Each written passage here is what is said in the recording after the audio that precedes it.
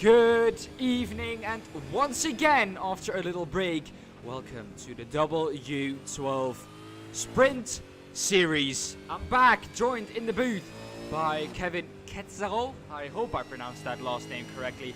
Gave it another shot this week. Hopefully he's right this week. In the background, you can of course see that we are at the beautiful Road Atlanta short circuit with the V8 supercars. It's going to be an amazing race. Lap times below a minute, so we're expecting 54 to 53 seconds of a lap time, so that's not too long, Kevin. It's going to be an exciting one. Yeah, Road Atlanta short. Welcome everybody to week 7 of the W12 Sprint Series. Very excited. V8 supercars, Road Atlanta short. Quite the combination we've got to look forward to tonight.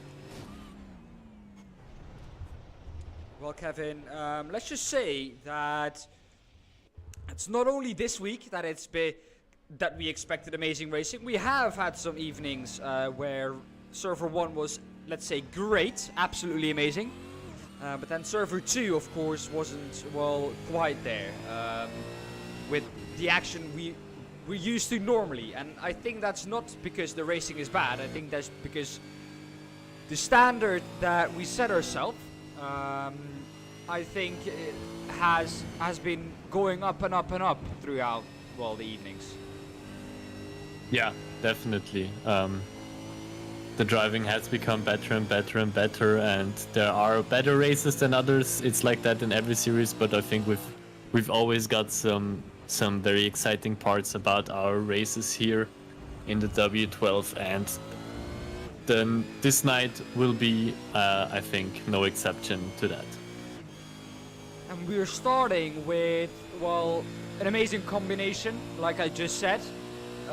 Lap times, as you can see on the left-hand side, 54.732 from Jonas Vana in the Holden V8 supercar. A good, well, spread of Fords and Holden cars at the moment, Kevin. Yeah, V8 supercars, except for maybe how much the badge weighs, there's not really a big difference between those two cars, in the Holden and the Ford, and maybe the supporters behind the badges. Maybe that's the biggest difference between those two cars. But yeah, pretty much doesn't matter which car you pick here, except for maybe the interior looks. But yeah, not like with the GT3s and GT4s where we can expect massive, at least a couple of differences in performance. Those cars are pretty much equal. So that's just a stylistic choice, and people seem to prefer the Holden over the Ford from what it looks like on the timing tower. Yeah, just about, I think. There's a fair share of Holden and Fords in here. Holden, of course, having just the edge over the Fords, but Yeah. the horse on the front, as you can see here, of the Ford, gives you at least an extra 2 or 3 tenths. So I don't know why everyone is in the Holden. I don't. I can't explain. Well, Mirko Bortolotti is at the moment in fourth in the Ford. That's a difficult sentence to say. But yeah, first question to the chat. So, which one do you guys prefer? Team Holden versus Team Ford? Let us know in the chat. And yeah, well, if I'm funny enough, or if I'm funny enough, if I'm feeling funny enough, I can put out a poll. Yes, well, I can. Then we put in Holden, and we put in Ford. There we go. There's a poll up, I think. yes.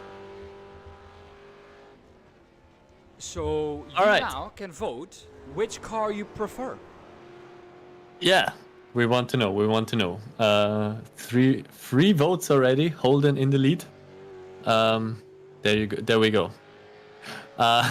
holding in the lead not only in our chat poll, but also in the practice session at the moment. Jonas Vanna with a 54-7 in P1, top 5, all Holdens actually. Bortolotti dropped down to 6, but of course, this is only the practice session.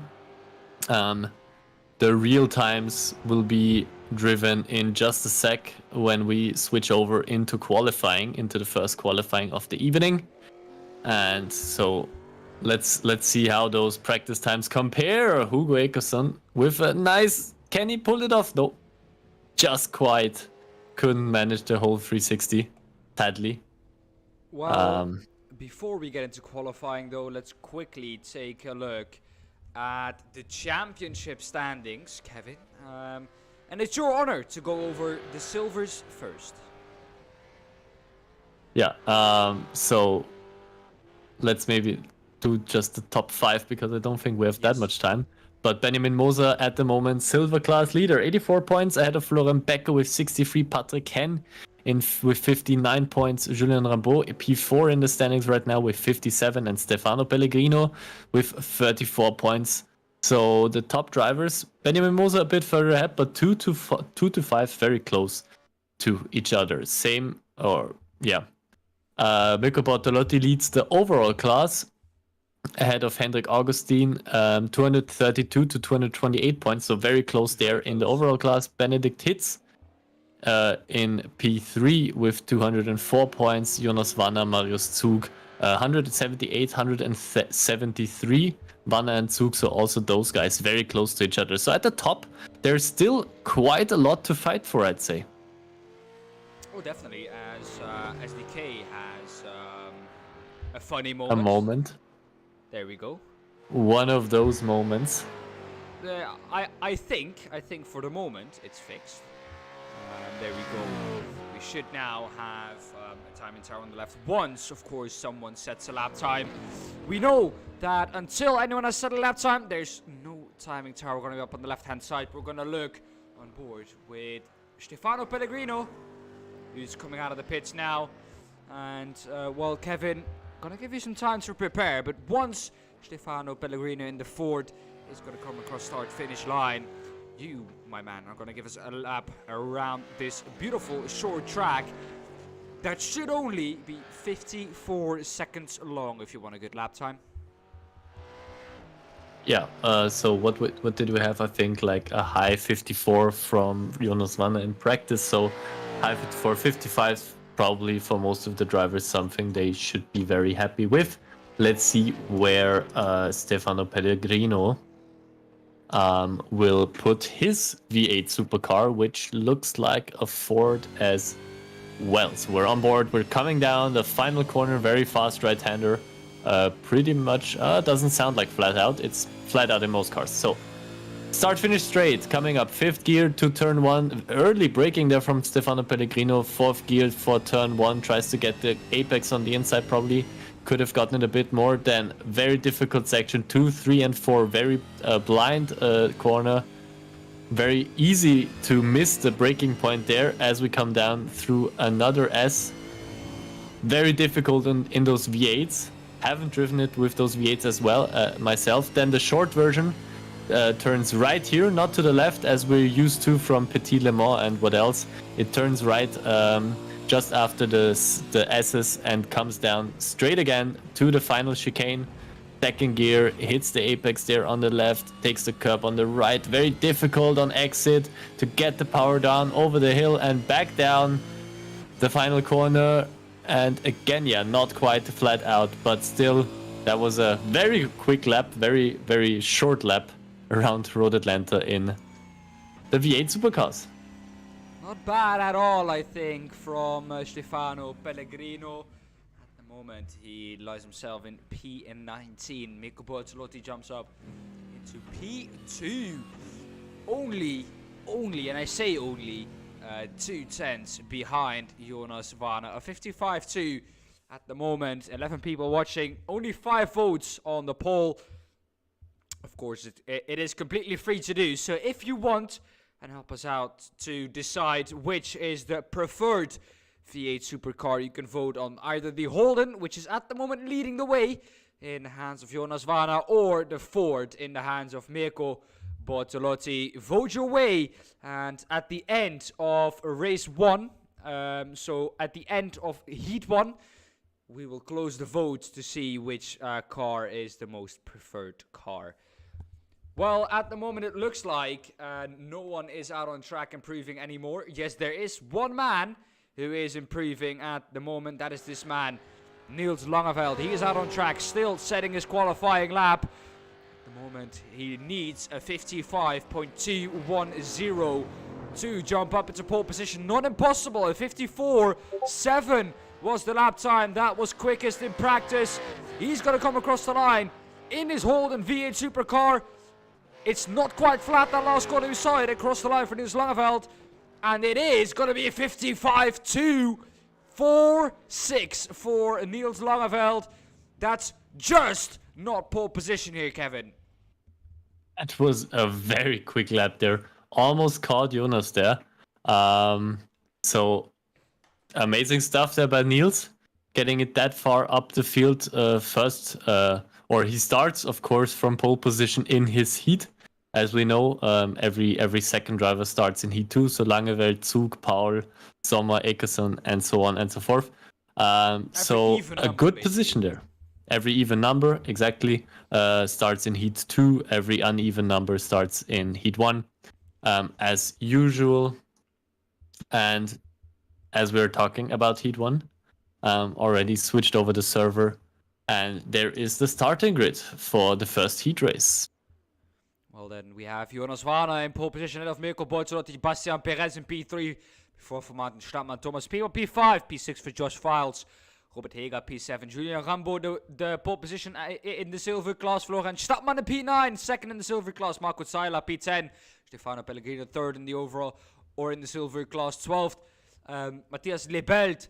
Then in P13, Gustavo Xavier, Jan Lins P14, Marcus Riemer P15, 16, Winston Eckel, 17, Tyler Klaus, and 18, Ben Buhnagel. Let's look with Jonas Vana.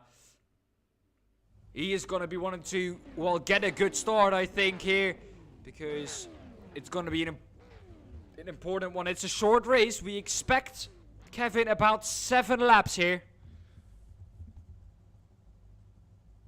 Yeah. I think it's 6 minutes long. No, the sprint or these heat races, they are 6 minutes long. Yeah, but I'm not that good with maths. So let's see. Maybe our drivers are even faster in the race. So maybe we get an extra lap, or maybe they are very slow. We don't know. I don't think we're gonna drive lap times above 1 minute for the leader, at least. Yeah, probably not. But we'll see. It is still a very short race, of course, as the heat races always are. That's why we usually... But don't forget, I mean, the heat races, they do give points and everything, but it's just the start or the grid setting race for the real feature race. So you want a better position, but I don't think you want to take too many risks there, as the lights are popping up, which means we should be very close to the start. There is a jump start from the 53 car. Jonas Vana now starts away from pole position. I don't see Mirko Bortolotti. He's not started there. Marco Zala as well. Might be... yeah. Let me just quickly look. It's Jonas Vana leading them into turn 3. A really tricky section, this uphill blind corner. Martin Stadtmann in second, head of Josh Files. Robert Heger P4. Thomas Piba in P5. Behind that we have Bastian Perez. Then we have the first of our silver class drivers, Julian Rambo, head of Florian Stadtmann, who is in second in the AM class. Marcus Riemer in P9. And Jan Lins rounds off the P10 after that start. Down 7 positions is Marco Seiler. Gustavo Xavier also down 3 positions. So not too good for those at the start. All the rest pretty much gained position. Bastian Perez, also someone who lost a couple of positions. Thomas Piba is, I think, the one who had that jump start. There he goes into the pit lane for probably what will be a stop and go for him. He will not be happy with that, because a jump start is basically, Kevin, gonna lose you this race. Yeah, it's the worst thing that could happen in the heat race, because you're right at the back now, and that also means, as I was trying to say before the race started, a, a very bad starting position for the feature race, and that's where you want to be at the front, because that's where the big points are. And one man that is at the front right now, Jonas Wanner, as he usually is in our W12 races, leading the field very comfortably at the moment. Winston Eckel there in P9, in a good fight there for positions. Cars still very close to each other. We might be able to see an overtake or two, especially down into this chicane, where it can get very close sometimes. I think definitely a hotspot for overtakes here, Kevin. And we've seen a couple of them already. Ben Buhnagel, this is the closest fight we have out on track. Ben Buhnagel trying to overtake Stefano Pellegrino, the man in P2 at the moment in the silver class. Winston Eckel, I think Matthias Lebelt and Marcus Rima. Those three are, well, in the middle of that fight for P1 in the silver class. Florian Stadtmann, though, has quite a big gap to Pellegrino. Marcus Rima, though, attacking Florian Stadtmann.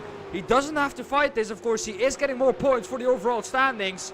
But if he only goes for his position in class, if that's the only thing he cares about, he doesn't have to fight this one. Still, though, Marcus Rima is going to try and go up the inside. He still fights it, does Florian Stadtmann. That loses him a little bit of time. He's going to fight back on exit. He's going to get a better exit compared to Marcus Rima. Not quite able, though, to, well, compromise the entry for the exit. Was quicker, though, but I think Marcus Rima parked it perfectly on the exit there. Yeah, he's done a great job in that with that overtake. Has gone up into P5 and looks to be making a bit of a gap there to Stadtmann, who will start to come under pressure from the drivers behind them. Behind him, Matthias Lebelt and Winston Eckel. If they are not starting to fight now between those two guys, I think they could both take Stadtmann ahead. But let's see if Eckel is up for the job, or if he tries to just take... Oh, he's gone a bit wide there over the curb. It's very glitchy for me at the moment. Just a second, Dan. How is it for you when looking at Winston? Winston seems to have some connection issues, though. So okay, this so must it's be not very on my side. For Lebel to, well, cope with, because it's never easy to fight someone where you don't know exactly where he is on track. But he's let him past, I think, for the better of himself as well. But Winston Eckel with a little bit of connection issues, popping in and out every so often. Marcus Rima, though, this man up 10 positions. He is at the start of this race. He started 15th, which would have put him, I think, down into 30th or 29th in the feature race, and he has now got himself up into the top 10 of the feature race. So that's a big jump up for him. Not only 10 positions gained here in this race, but also 20 positions gained if he can keep it here for the feature race. Yeah, that's every position is worth quite a lot. So I love the fact that you really have to assess the risk and reward in the heat races, because you can gain a lot, but you can also lose quite a lot if you make a mistake. So it's a very interesting dynamic that the heat races provide, especially for the drivers when thinking about strategy, when thinking about the feature race that is just ahead, and always love to see how the drivers how they plan their strategy. This is Mirko Bortolotti going up the inside of Ben Buhnagel, makes that pass take. Ben Buhnagel goes wide, though. Ben Buhnagel very wide. He's going to lose 2 positions in doing so. Blocks Lebel, I think, who's off the track now. Stefano Pellegrino, can he capitalize on that? Not quite. Lebel's going to be up to speed. Not quite, though, coming into the last corner. Not quite up to speed yet. Now he is. There's the white flag. Jonas Wanner, the leader of the race, has taken the white flag. Mirko Bortolotti, though, that pass was fair and square, I think. Nothing that Mirko did wrong there. The only thing that he did wrong, I think, it was all the way at the beginning of this race, Kevin, and that was not taking the start. He was, I think, a little bit too late, and he left it, well, way too late. He had to start from pit lane, and he's now back up into 8. Jonas Varna, though, is going to come across the line in just a few seconds' time. The final time through the last corner, and Jonas Varna is going to be the one starting this race from pole position, who wins this first heat race. And it is Martin Stadtmann who's going to be starting third ahead of Bastian Perez in 5th. Second and third respectively in this race. Josh Files comes through in 4th. Closest fight out on track though was this one. Winston Eckel almost overtook Florian Stadtmann. Also up 10 positions is Winston Eckel. So a brilliant drive from him as well. Yeah, they have all done a very good job. Especially on such a short track, it still has quite limited overtaking opportunities, but they still made the most of it. The chicane, of course, is, if one of the few, still a very good overtaking opportunity for our drivers there. There we go, that's the result. Really quickly, Jonas Varna in P1, Martin Stadtmann P2, Bastian Perez P3, Josh Files P4, and Florian Stadtmann in P5. That's our top 5 from the last race. Let's now go into the grid of this next race. Niels Langeveld is going to be starting on pole position ahead of Marius Suk, Maximilian Paul in 3rd, Daniel Sommer in 4th, Hugo Ekesen in 5th, Hugo Zasse 6th. So both Hugos starting alongside on a road. That's going to be difficult for us to keep an eye on. Pascal Haas in 7th, Chanter in 8th, Benjamin Moser in 9th, 10th is Marnix Heister, 11th Christian Maya, Ben Green in 12th, 13th Marcus Dodge, Ben Hitsby 14th, 15th Jens Fiedler, Dev Gore 16th, and 17th is Florian Becker. That was the grid for this race. We're looking at Niels Langeveld all the way at the front of this field. Here he is on pole position. What a start this will be. It's going to be, the Firefront lights are going to be on in 1, 2, 3, 4, 5. And it's green, and that is a great start for me from Niels Langeveld. Maximilian Paul, though, books down a bit. Not a great start for him. He's already been parked by Hugo Ekesen and Hugo Zasse. Drops down back into P5. Can he fend off Daniel Sommer, though, into turn 1? Yes, he can. A little bit further up the road, though, Hugo Ekesen up into P3. Marius Suk in 2nd. A little bit further down the field, though, it's Marnix Heister who's up into P9. Gain a position there. Ben Hits up 4 positions from where he started. He's now going to try and go up the inside of Marnix Heister. This is not a corner where you want to go side by side through. Marnix Heister's off the track, though. Oh, and that's the contact. Into the wall. That's not Marnix Heister, excuse me. I think that's Jens. That is Ben Hits. Yes, excuse me. That is Ben Hits who is off the track. There was contact between the two. There is Marnix Heister in the yellow livery, the yellow airman livery. Apart from, I think, Florian Becker, not too bad of a start for the rest, I think, Kevin.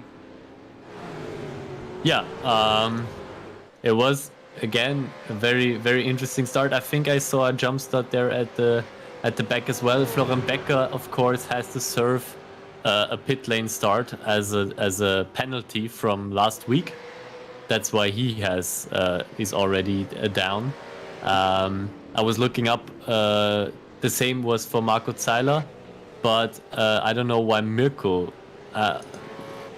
didn't start from the normal grid. I don't find a penalty or anything for him, so I was looking that up. He didn't race last week, so I don't think he does have any penalty. I looked even further back, but I couldn't find anything. So we might have to find out another way why he has started from the pit lane. But that explains all of the other pit lane starts that we have seen. Those are penalties from the week before. Well, that was a great maneuver. That's a great switchback, and that's a textbook switchback, I think, there, Kevin. But this is a great fight, I think. About 5 drivers are in this fight at the moment. Ben Green had an off track just a little second ago at the chicane, excuse me. Yeah, that was an off track for him there. Got back from it, though, and is now trying to attack Chanter once again. He's 2nd in the silver class at the moment. Hugo Ekesen, he doesn't belong in the silver class, really. Although, saying that was a little bit clumsy there from him, a little bit of an off track. But Hugo Akerson at the moment in third in this race. That will mean that he will start the race from sixth. Not too bad from a silver driver right now. Yeah, we can only say it's time and time again. They might be silver drivers, Yeah, exactly. classification-wise, but they are still very, very good drivers nonetheless. So never count them out to get maybe even a surprise win, as we saw last time around, if you remember then. Yes. Where a silver driver has won the reverse grid race in the second server. So you never know when our silver drivers might show up. Well, Hugo Akerson might be able to do so here. This is going to be a fight between Marius Soek and Niels Langeveld. Niels Langeveld posted the quickest lap of the race last time round on his, third lap of us, 55.35. So that's the fastest lap at the moment. Marius Soek is keeping him honest though, not giving him any inch to run away with this. And I think this has been the case a couple of times now for Niels Langeveld. That he's quick though, but not quite able to, run away with the victory. He hasn't had an easy victory so far, let's say it like that.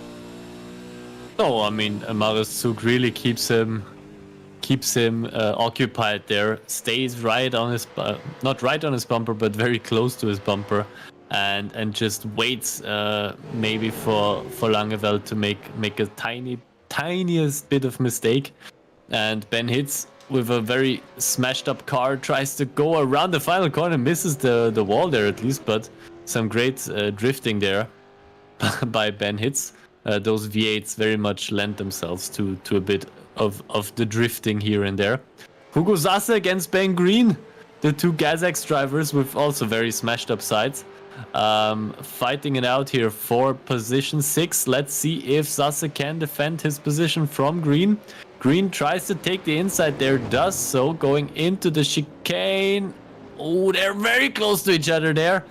Hugo Sasse, but now Green loses out and he spins out. He spins out on the exit there of the chicane. Ben Green drops down to P11 now and comes back on track. And Semai's a bit further back, but might be able Ben Green now. Yeah, stays in 11th for the time being. Pascal Haas, P6. Coming down turn 4 now, the snaky pit. Oh, look at that. Also getting a bit sideways there. But manages to keep the car. Marius Soek trying it around the outside of Niels Langeveld. He has one more lap to contend with. Niels Langeveld goes in a bit deep. That's going to be able to give Marius Soek the cutback. He's going to have the inside for the last turn. They're side by side. Oh, he spins! Marius Soek loses it. Manages to keep it going in a straight line though. How did he keep that? That is amazing from Marius Soek. He was completely sideways. I think, 180 degrees sideways. Almost, no, 180 degrees is half a spin, but almost 90 degrees sideways. But he manages to keep it going in a straight line. And Marius Soek manages to even keep ahead of Hugo Akerson, even though he had that big snap. Yeah, he won't be as happy about it as we are. But that was, of course, not great in terms of the spin, but great to look at for us in terms of car control, how he kept that car, I don't know, out of the wall. But one man that will be very happy about it is this man right here, Niels Langeveld, because he now just has to cruise to the finish line and take the victory in the second heat race. Niels Langeveld wins heat number 2 ahead of Marius Soek and Hugo Akerson. Wow, what a race that once again was. And Pascal Haas is also going to come through to finish 6th in the overalls. Benjamin Moser finishes behind Jean Terre. Fended off Benjamin Moser for a long while here. Manages to come through in 2nd in the silver class. That will, I think, give him, P4 in the standings or at the starting grid in the feature race. Everyone has now finished. Let's quickly take a look at the result here. And our top 5 once again. Jonas Vana was the one who finishes first. This is, I think, from Heat Race 1. We need Heat Race 2. There we go. Jonas Wana Yes. wasn't in this one. Niels Langeveld P1, Marius Soek P2, Hugo Ekers in P3, Maximilian Paul P4, and Marnix Heister in P5. Let's now quickly go to the grid of the next race. There we have it. Off you go, Kevin. If it does want to show up. I just wanted to ask if it shows for you because I can't see it at the moment. Marco Zeiler in chat. Hi boys. Hi Marco. Good to see you here. And Oh no, of course, we have a warm-up first, so we don't have a grid yet. is there? Yeah, of course, no grid for the warm up there. Not the Marco first time Zeiler, we've done good. that. Well, now I think this Good is a luck great for the race. opportunity for us to once again point on the fact that there's a vote up. We're gonna close it once the grid is gonna be up. So quick, get your votes in. You have about 10 seconds left. Which supercar do you prefer, the Holden V8 or the Ford Mustang V8? So quickly, get your votes in because we're gonna close it in a couple of seconds. Now there will be a grid for you to announce here, and off you go, Kevin. Yes. So Jonas Wanner, the winner of Heat 1, the winner of the qualifying, is also going to start from P1, Jonas Wanner. Niels Langeveld in P2 ahead of Martin Stadtmann in P3, Marius Zug in P4, Bastian Perez P5, Hugo Ekersen P6, Josh Files starts from P7 ahead of Maximilian Paul in P8, Florian Stadtmann P9, Marnix Heister in P10, Winston Eckel P11, Pascal Haas starts from P12. Markus Riemer starts from P13 ahead of Chanter in P14. Mirko Bortolotti starts in P15 ahead of Benjamin Moser P16. Marco Zeiler P17. Hugo Sasse P18. Ben Bühnagel starts from P19 ahead of Jens Fiedler P20. Matthias Lebelt P21. Ben Green P22. Tyler Klosch P23. Daniel Sommer P24. P25 Gustavo Xavier P26, Christian Meyer, P27, Stefano Pellegrino, Ben Hitz, P28, P29, Jan Linz, and off we go! We're already Jonas off. Wanner starts. Great starter once again from Jonas Wanner. Manages to keep P1 all the way through turn 1. Oh, we see a car going off there in the back. I think that was Stadtmann. He's lost it in through the first corner. Jonas Wanner keeps the lead ahead of Niels Langeveld. Marius Zug now up into P3. Hugo Ekersen also gains 2 places, so a silver driver once again up in the top 5 positions of the race. Well, it seems like the stream is having a little bit of issues. It's stuttering again. It's not the first time we've encountered this. Of course, we will try and fix this. At the moment, though, it is all good. Let's try and change screen. Scott Haas is the one who I want to look at. There he is in the fight with, I think that's Winston Eckel. Yeah, it is in P11. Winston Eckel goes and tries and go up the inside. Not quite able to do so, though, but he goes wide into the wall. That's a big hit. Can he stay out of trouble? That's of course unlucky there. Well, we are not seeing anything, I think, on stream. Not okay. Well, give me a second, guys. Then we're gonna work on just this, gonna. and we'll be right back. All right. Fucking hell. So if you stop.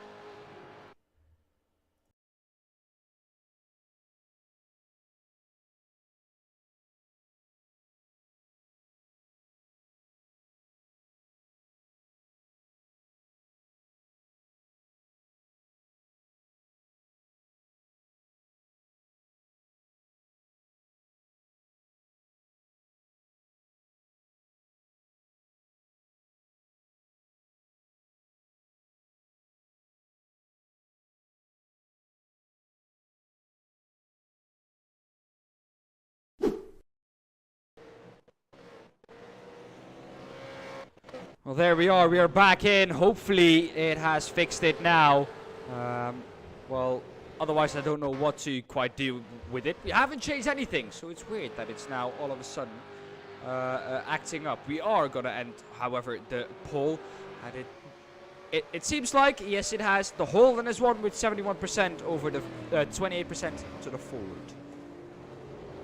Holden supremacy not only in our poll but also in the race right now. The top 5 guys all in Holden's, not anymore as Mikko Bottirati just overtakes Hugo Ekersen for P5. So the top 4 guys now only in the Holdens, and Ford first, Ford in P5.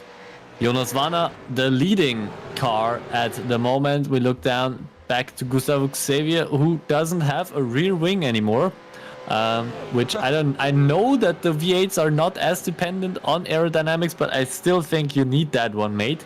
But yeah, you do you. If that works out, I guess weight reduction and stuff. But it looks quite cool, I'd say. I do like the look of it. I would buy it in real life. No, I wouldn't. But still. Well, it seems like it has fixed itself, so we're good to go now. That's always good. Because Maya is the one in P14. Let's once again, because we completely missed it. Let's take a look if it wants me. Let's take a look back at the green flag. There we go. Let's take a look with our leader Jonas Vana, and let's take a look on TV1. There we go. There's the green flag. Off we go. I think it has saved it as we saw it. So, back to live pictures. We're, of course, back now. This is how it is supposed to be. Not blinking all the time. But here we go. Jonas Vana is the one leading the way.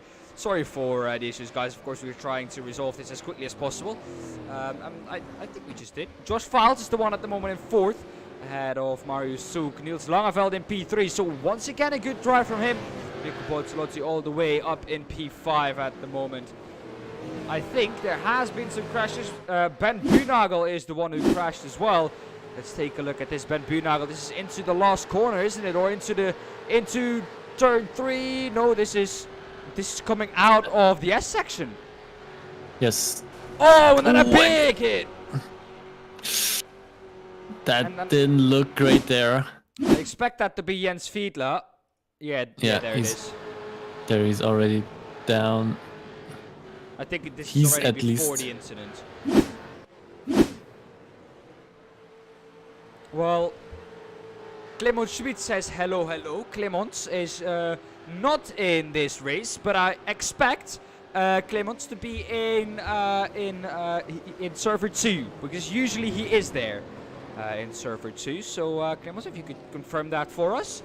That you're in server 2, that would be awesome. Marco Saila is the one at the moment in P13 who we're looking at.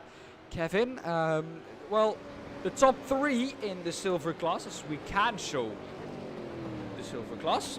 There we go. Here we have the overall class. We're going to show the silver class only because the overall class is not right. There we go. This is how the silver class is looking at the moment. Led by Hugo Ekersen, who is in a fight with Florian Stadtmann. Behind him, though, there he is.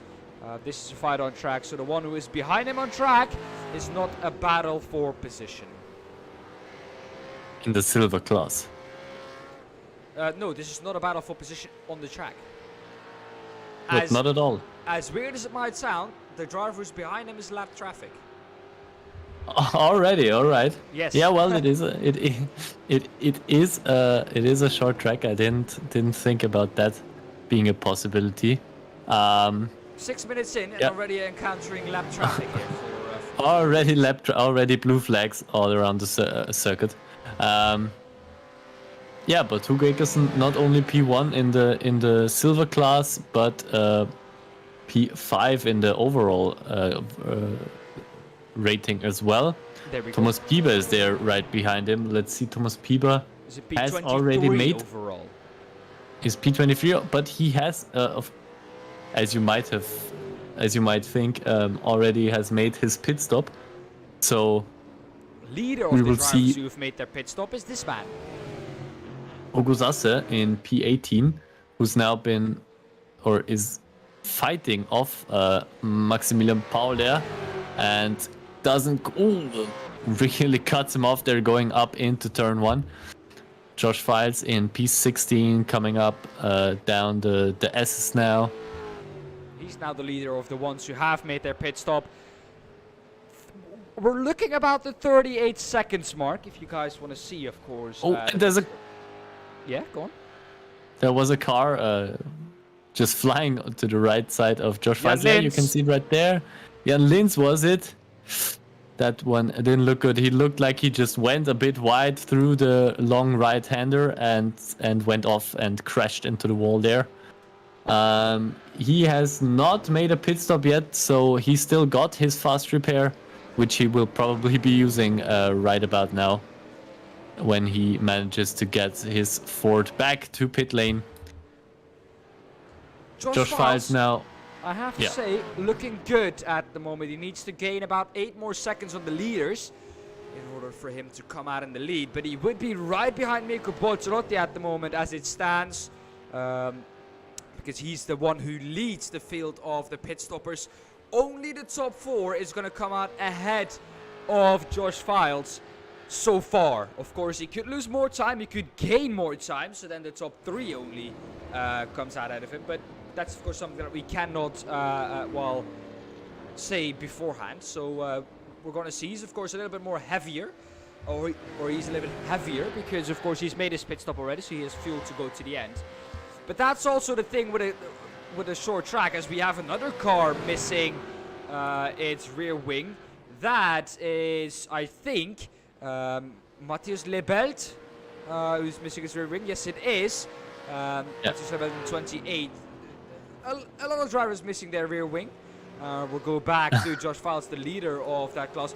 Jonas Vana is the one now into the pit lane. This was our race leader. That now gives the race lead to this man shooting through at the front of the shot. That is Mirko Bortolotti. So Mirko Bortolotti now the one who leads the way ahead of Jonas Vana, who's in the pit lane.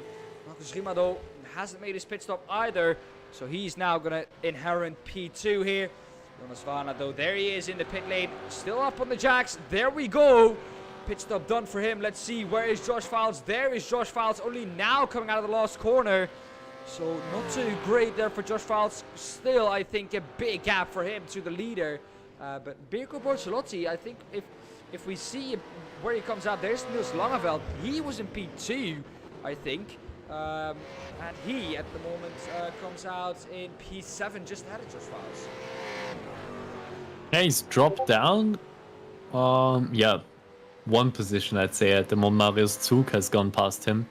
Of all the drivers who have pitted already, Mirko Bortolotti now in the pit lane.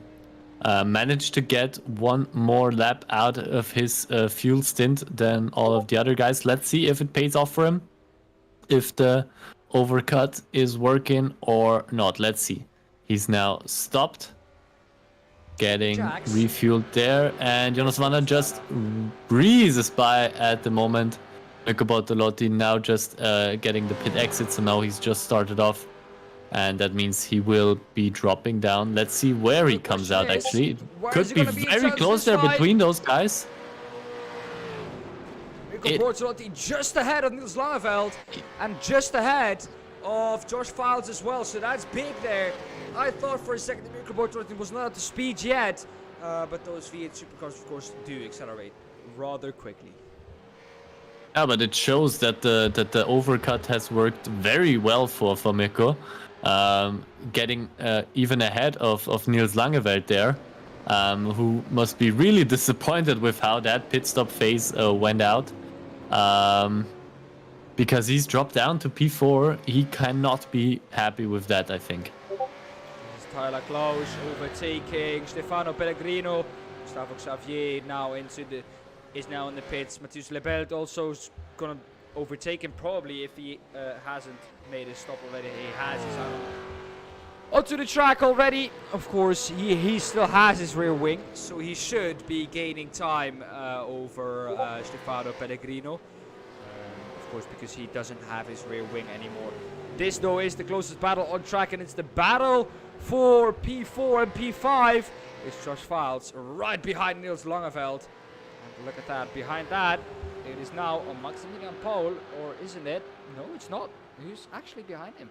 Let's take a look who is behind him. That is Gustavo Xavier. So already lap traffic coming into contact. And there's the contact! Contact between P4 Josh Files and P5 Niels Langeveld. Niels Langeveld is turned, loses the position to, I think, Maximilian Paul as well. No, he doesn't. There's Maximilian Paul. Is going to now push him through that corner. Not quite able to do so, though. Niels Langeveld into the pit lane he goes. What's that for? Is that for damage? Is that for reaching the incident points? I couldn't say you, but that's really weird here. Why does he go to the pit lane? I don't know. Maybe for damage. The fact is, Josh Files and Niels Langeveld came to contact, and Josh Files came out the better of the two. But it's never good to see two teammates come to contact, is it? No, they won't. That was really, really close between those two guys.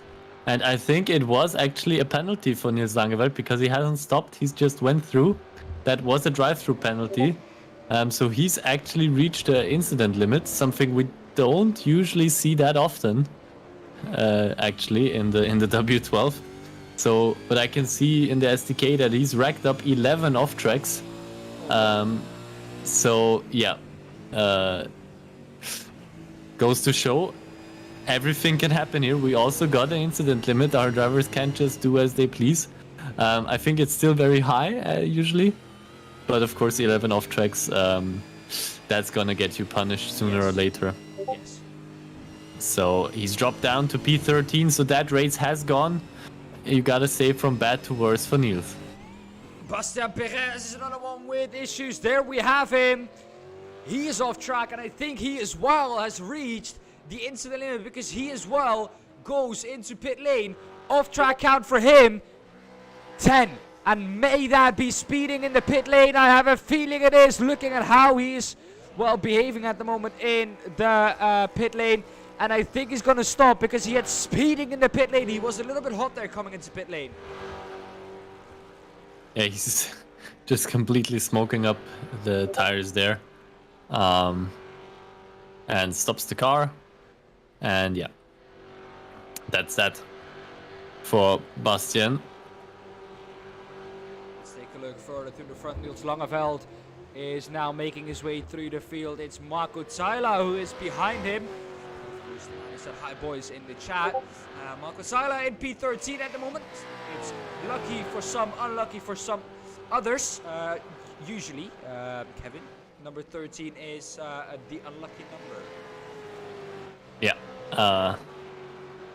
So I don't know if any of our drivers actually have picked the number 13. I'm not quite up to speed with that. I don't think so. No, I don't think so. So nope. There are some superstitions, it seems like, among our drivers. But Marco Zaila there, sitting comfortably at the moment. Oh, that's a big snap for Hugo Ikesen. Or Hugo Rob, as he is now. There we go. He's right at the back now of Martin Stadtmann. Or Florian Stadtmann, excuse me. He's going to go up the inside. This is going to give him the lead in the silver class. This is big here, Kevin. The lead for of the silver class now for Hugo Ikesen. And Florian Stadtmann back down into P2 in the silver class. Dev Gore is the one in P10 overall, but P8 overall for the silver driver here. Hugo Ikesen, could he get more? Because Hugo Zasse is only 2 seconds up the road for him. And Hugo Ikesen at the moment is looking really, really quick. Only 2 seconds out of this though are Maximilian Paul and Martin Stadtmann. Of course, a family member, I think, from Florian Stadtmann. If I'm correct, Kevin? Correct me if I'm wrong. I forgot in what kind of relation they are to each other. But yeah, still the same family. Martin Stadtmann but has now a bit of a different problem. He's got Maximilian Paul in his rearview mirror, and he's really getting close to the car of Martin Stadtmann there, coming down the SS now. Maximilian Paul was sitting on board with him, and now on his nose, on his front bumper. Look at how close those cars are coming together. Oh, Stadtmann just going just the tiniest bit of sideways. It looks so great from this camera angle there. Stadtmann now covering up the inside. Maximilian Paul trying to take the outside. No, going maybe for the switchback here. Tries to get the better exit there on Stadtmann. That doesn't look half... Oh, that also looked a bit tricky there. Those cars really showing how difficult they can be to drive around. Even a short track like this. Maximilian Paul now again taking the outside line. No, that's not the Oh, track and he's for gone wide. Maximilian Paul. That's going to give Hugo Sasse probably the position. There we go. There's Hugo Sasse. There he takes it. Paul. That was quite close. That I don't think is the safe re-entry of the track. Hugo Egerson now is the one who's going to try and take that as well. Jonas Varna, though, is going to come through the last corner to take victory ahead of Mirko Bortolotti in second. Mario Strug, though, will come through in third. What a race it was. Jonas Varna in the end, once again victorious in the W12 series. Mirko Bortolotti in second, Mario Strug in P3. After starting from pit lane, that is not bad for Mirko Bortolotti in, of course, the heat race. Had to start, I think, from P10 or somewhere around that position. P16 even, I think. So not too great there for Mirko Bortolotti. Yeah, he had to start from P15 in this feature race. Was up 13 positions. So to come back to P2 is definitely a great job from Mirko Bortolotti. Florian Stadtmann comes through to finish 9th overall and 2nd in the AM class. Dev Gordo 10th overall. He finishes off the top 10. What a race once again that was, and that indeed deserves a couple of donuts. It was a very hectic race there. Road Atlanta in the V8s. It was quite foreseeable how that one would go as we put up the results of the feature race, please, and not the second heat. Yes. As we can see. Once again, familiar names at the top. Jonas Varna, Mirko Bortolotti, Marius Zug, the top 3 drivers of this race. Jonas Varna, yeah, what can you say? Once again, a perfect execution of his plan. Started from P1, got a good start, never looked back, and just led the race. His pace was definitely the best tonight in the first server, as we can see by the gap that he's won it by 8.7 seconds ahead of Mirko Bortolotti there. So yeah, great job from Jonas Varna. Very well deserved victory there for one of our mainstays on the podium. I think always one good for a victory there. Well, while that is going on, we're gonna scroll through to the next of our results slides. There we go. That's our full top 30. Take a look at your favorite drivers. Of course, we're gonna leave it up for a little bit longer. Kevin, that was an amazing race, and I think it's time for us now to try and look back at some of the incidents that happened, the not so good things. Here we have against Fiedler. Of course, we saw that crash a little bit earlier on. This was some of the incidents. Ben Buhnagel, this is where it started. Here we have it. There he goes. Just a little bit sideways. Tries to hang on to it. Overcorrects into the wall on the left-hand side. Keeps the brakes on. Release the brakes. And then, just gets collected by Jens Fiedler. There's the start of that incident. And here's the aftermath of it. Not too happy with that, I think. Had to go into pit lane. Everything was out of shape at that point. So not too happy with that, I think. Then we had an incident from Jan Lins, who went off track. Let's take a look at that. Here we have Jan Lins. Here he comes through the S's. Gets out of shape with the first part already. And then just tries to keep it out of the wall. Can't quite. And then he's back out on track. And hopefully he doesn't get collected by anyone. Let's hope that he can stay out of the way of everyone. That is how you rejoin. But that car, Kevin, looks absolutely toast. Yeah. Then those crash from Chanter. Here we go, looking at Chanter. Here we go into the chicane. Is he going to just spin it on power? Yeah, there we go. These are front wheel driven cars, Kevin. So it's quite quite an achievement that he made this car spin under power. No, they're rear wheel drive. No worries. Okay, okay. I thought for a second that these supercars were front wheel drive. Okay, that's my fault then. That's my lack of knowledge about these front or about these V8 supercars. But yeah, that's that's an unlucky incident then for Jean there that lost him his position in the silver class. And a bit later on in the race, he stayed quiet for quite a long time. But then we had Stefano Pellegrino, who had a little bit of an off-track moment. There we go, once again. He had an off-track moment. There he goes off track. We saw that. And then coming back on track here is difficult. Trying to stay out of the barrier on the left-hand side. Just about manages to do so. And here we go. Comes back on track. Avoids everyone. And continues his way. That wasn't the last thing that happened, of course. We saw Tyler Klaus. Of course, he had an incident as well. Ahead of us is, of course, I think, Hugo Ekersen. He just parks it on the side of the track. And says, no, I've had enough of this. And says, I'm going to go back to pit lane. This is a crash, though, for, I think, Matheus Lebelt. Yeah, there we go. Manages to, well, keep it in a straight line after that incident, but yeah, there you see, that's the lack of a rear wing. There it becomes quite noticeable that you do miss that rear wing. I think the last incident we saw was from this man, Julian Rambo, who went off track at the last corner. There we go. This was just before the checkered flag. Went off track, manages to keep it going though. But apart from that, no major incidents anymore. That was it for us.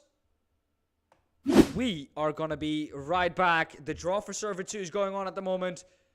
Once we know what the track is, we will be right back with you. And we'll be back with the action of Server 2.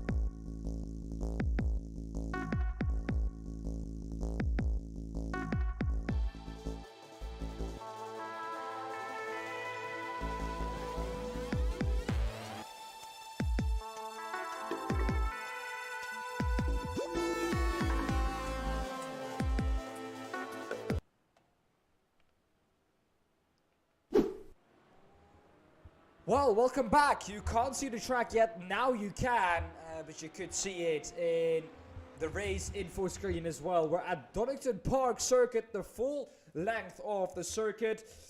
Kevin and I had a chat off air, and well, Kevin really likes this circuit. So when it comes to this circuit, you can go to Kevin if you want to know something about it, and he knows everything about it. I'm sure, Kevin, you do. But yeah, like I am in race 1, I am joined by the only Kevin Quetzero. And then, once again, like last week, or like 2 weeks ago, we have the GT4s in server 2. Yeah, the GT4 is right here at Donington Park. One of the great British tracks. I'm a big fan of all the British tracks in iRacing. Donington Park probably one of the greatest of them all. GT4s should be a great combination, I think, for some very good racing.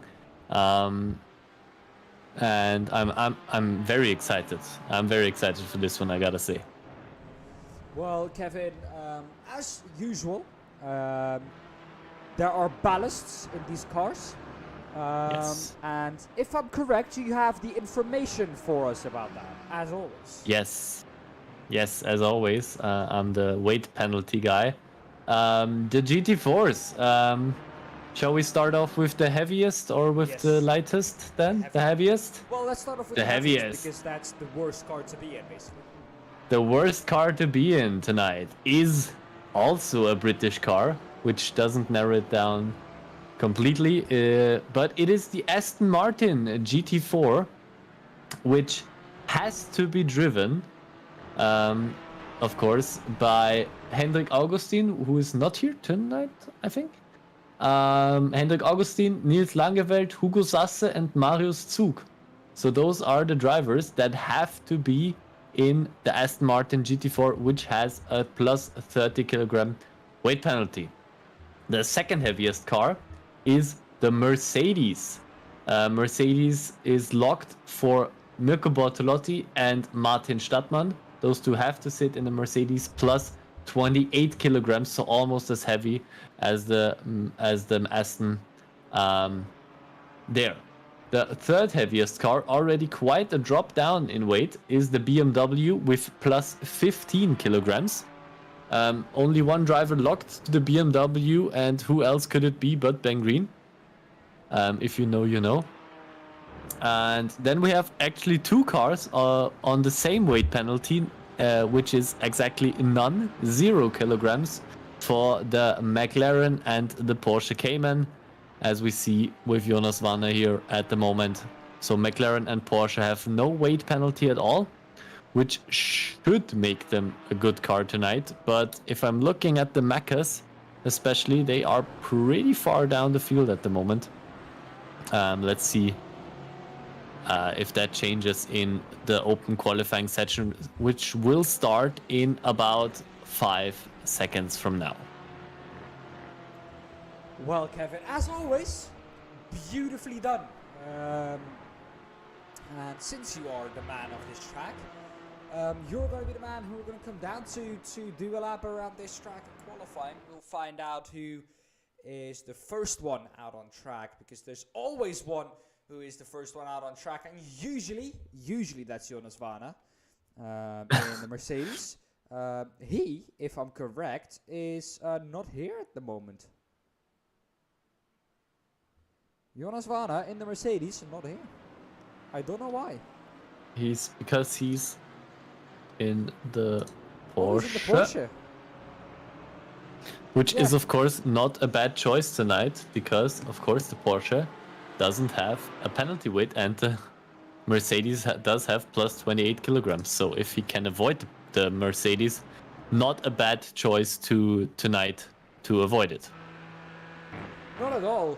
And this is on the nose cam of Pascal Haas. And, well, you see how much undulation there is in this circuit and how steep it is.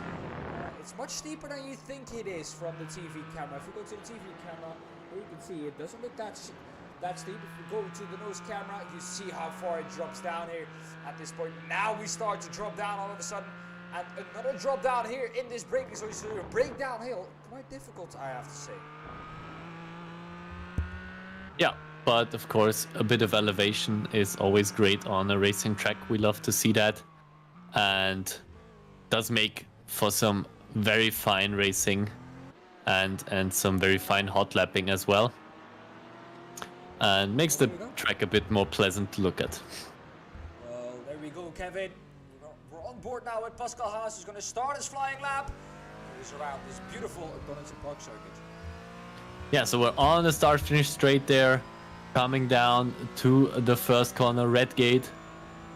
As we can see, first corner racing line very close to the pit exit, so let's hope we don't see too much carnage there. Taking a lot of space there on the outside of turn 1. Now coming down turn 2, all flat up until turn 4, the old hairpin. Very fast right-hander.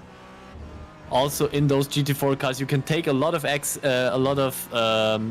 grass on the exit there, a lot of curb on the exit as we come up. Turn 5, turn 6, up to McLean's. Turn 7, bit of a slower right-hander, but still very fast corners in this middle sector. Now up to turn 8, pretty much a double apex corner. Coppice. Not perfectly taken there by Pascal, I think. And now down to the back straight. Long straight, and we come up to a very heavy braking zone, a very, very tight chicane there, as we can see. Beautifully taken there by Pascal. Just flies through the S's there, and now up to turn 11, the Melbourne hairpin. Probably the slowest part of the track right there. Very tight hairpin corner, should be good for some lunges in the race there. And now turn 12, Goddard's. Also a very slow part of the track. I think it's just a tiny bit faster than the Melbourne hairpin just before, but still a very slow final sector there. And what a track there, what a track. Well, that is a lap around this track. If you want a better lap, let's go on board on the wall bar here with Julien Rambo. Of course, this is one of our custom cameras that Mirko and I made. I must say, it's looking nice. It's well, is it a dog on the hood of that BMW? Yes. As in Bulldog designs? Yes, I figured. I figured that. From Julien. I was thinking, but yeah, that's a great design, I have to say. But well, let's take a look once again now around this track, because you can now see where the lines, of course, are. You have a little bit of a better overview of how tight and how wide the drivers go, using every little inch of the track. And you saw it there in turn 1. And yes. Just a very quick thing. Chat is saying that they can't hear you. I don't know if they can hear me, but Marnix is explicitly written we can't hear you, Dan. So I'm not sure if they can't hear both of us. Maybe just Dan. So I think they can hear me. So while Dan is fixing that, I'm just gonna keep talking so that doesn't get. Well, I don't know how that is happening, because you don't. If I look at my software, I'm clearly ticked off. So I think I'm gonna quickly check. Okay, so chat. As soon as you hear Dan, please let us know in chat, because he can't seem to see the reason right now. For him, everything looks fine at the moment. Which also, something that is also looking very fine is the leaderboard.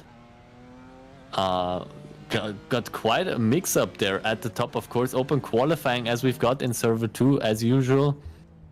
Drivers have a lot of time. Your volume is low compared to me. That's what they're saying. Very low. Oh, okay. So they probably can hear you, but you're just very silent. I think it is better this way. I think it's now fixed. I don't know what happened or how it happened, but I think it's better this way now. Or at least I hope it is. Let's see what they say. Let's hope. Or else I just have to be a bit quieter and not have my voice. No, So it's not better. it's well, not better. I'm at 0 decibels little. now. A little better. Let me know if this is better. If this is any better.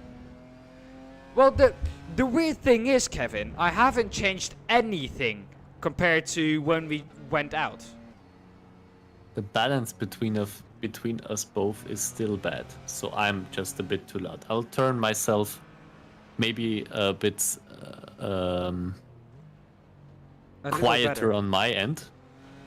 Maybe that will work for the balance at least. But if they don't, thank you at least for letting us Yes. know. Because the Well, I audio haven't done stuff anything. without a third guy is always a bit difficult to fix. So we're very much dependent on you guys in the chat to tell us if something like that is wrong, because because for me Dan has a very good volume, just so you know how it looks, how it is behind the scenes. So Yeah. we can't really tell if that is messed up. So we thank you very much for helping us out with that. I don't know how that has And- happened, to be honest. Because, well, like I just said, I've changed absolutely nothing, and now all of a sudden they're saying that it's all going pole-shaped. So I don't know how that is happening. I hope it's gonna fix itself, because it also broke on itself without me doing anything. Well, let's get back to the action. The leaderboard has changed up quite a bit at the moment. Still got a couple of silver drivers right up there at the top, which is always great to see, of course. I'm trying to have everything up, but once again, fastest driver out on track is Jonas Wanner in the Porsche GT4. He's just mastering everything tonight at the moment. Let's see if we can keep this up. We still got around 8.5 minutes to go in this qualifying session. So we will see where everybody ends up in the end, of course. Still a couple of drivers who haven't posted a lap time as of now. Dev Gore, Stefano Pellegrino. Dev Gore has now posted a lap time. Thank you very much for that. So Manix Heister, Ben Hitz, Gustavo Xavier, Marco Zella, Stefano Pellegrino, those guys have not been setting a lap time. Patrick Hen in chat will be there. He will be there next week. That's great to hear, Patrick. Oh, We that's have been tight on missing exit out of the some pit good lane. racing. That's tight on exit of the pit lane. That was tighter than, or that was closer than they would have wanted. That is not the best start to their qualifying lap. Let's put it like that. Hopefully this fixed itself. I put Kevin a bit down, and me up to the maximum. And I wasn't there before. I was way lower. So if this isn't the case, then something else is broke. Yeah. Let's see if we find out if yeah, please let us know if that works. Let's hope it has worked out. There, looking right now at our provisional pole sitter, Jonas Wanner, 133.053 in the Porsche Cayman. It is. Almost wanted to say 911, but that's of course not the case in the GT4 class. Jonas Wanner there coming up through the chicane. Posted a good sector 2, great sector 3 as well. Let's see if he can finish this lap on a high. Can he maybe improve on his fastest lap? Everything at the moment looks like it should be a better lap than before, but no, Wanner there, or is that his line? I've never seen that one before, but maybe it works for him. It's green I'm not though. quite sure. It's not quite purple. Let's see. There we go, If across this the line. is a better time, no, doesn't seem like it. Well, Didn't count the last lap, I think. and it so- was all in that last sector. Chanter in P2 did a 1:33.24 with the last sector time of 24.96. The sector time from Jonas Vana, 26.61 in the last sector. So that's not what you would have wanted. Although, arguably, he might have set himself up because, well, in sector 1, he's improving a lot now. So a green in sector 1 for Jonas Vana. Not purple or nor green in sector 2 though, where he was purple before. So let's see what he can do in sector 3 now. Of course, it's a game of when is the track at its best and when is the car at its best, and when can you improve? That's the biggest question here. Oh, that looked very close to the bollards there on the inside of the chicane. Let's see again. I don't see any colors popping up there for Jonas Vana in the third sector, so it doesn't seem like an improvement there right now. But let's see, maybe he can find a lot of time now in the final sector. He should be able to, because as you just pointed out, he is quite a bit behind there in the final sector. Let's see where this lap puts him. Can he improve on his already pole position lap? Oh, just not. Look at that. A very close, though. 133.069 is his lap time now. His quickest lap time 133.053. So that's a difference of 13 thousandths of a second on his quickest lap time. That's basically, Kevin, absolutely nothing. Yeah, that is basically nothing. Very consistent at least at the moment, which is always great. And of course, he's at the moment the pole sitter with. Still, I mean, he's got almost 2/10 on Sean, and then he's got already half a second to P3. I feel like a lot of the other faster guys have not hit their stride yet. We should see some faster laps from a couple guys down there. But let's see. Maybe the drivers are struggling. I don't know. I don't think iRacing. We of course had the big patch, the big season. Year 23 season 1 patch, but I don't think they touched the GT4s that much, so I don't think they should be struggling anymore compared to before in the GT4s. GT3 class will be different when that one will be picked next time, or when the next time that we will be driving the GT3s, because of course they had a big patch there. We're back with Jonas. Can he improve now? Doesn't look like it. 134.1 it says at the bottom there. Not No, quite. it was also again very close. Unbelievable. So the qualifying timer at the bottom lied a bit. The consistency is there though for Jonas Vana, so that's good for the race. Absolutely amazing there. Always within 1/10 of a second. That is tough to do, actually. Definitely, and well, let's just say that Florian Becker also just improved across the line. I think he did about a couple of thousandths, not too much. Niels Langeveld now the one improving in the Aston Martin. He is right behind one of the GasX drivers in the Mercedes. I have a feeling that's Mirko Bortolotti ahead of him.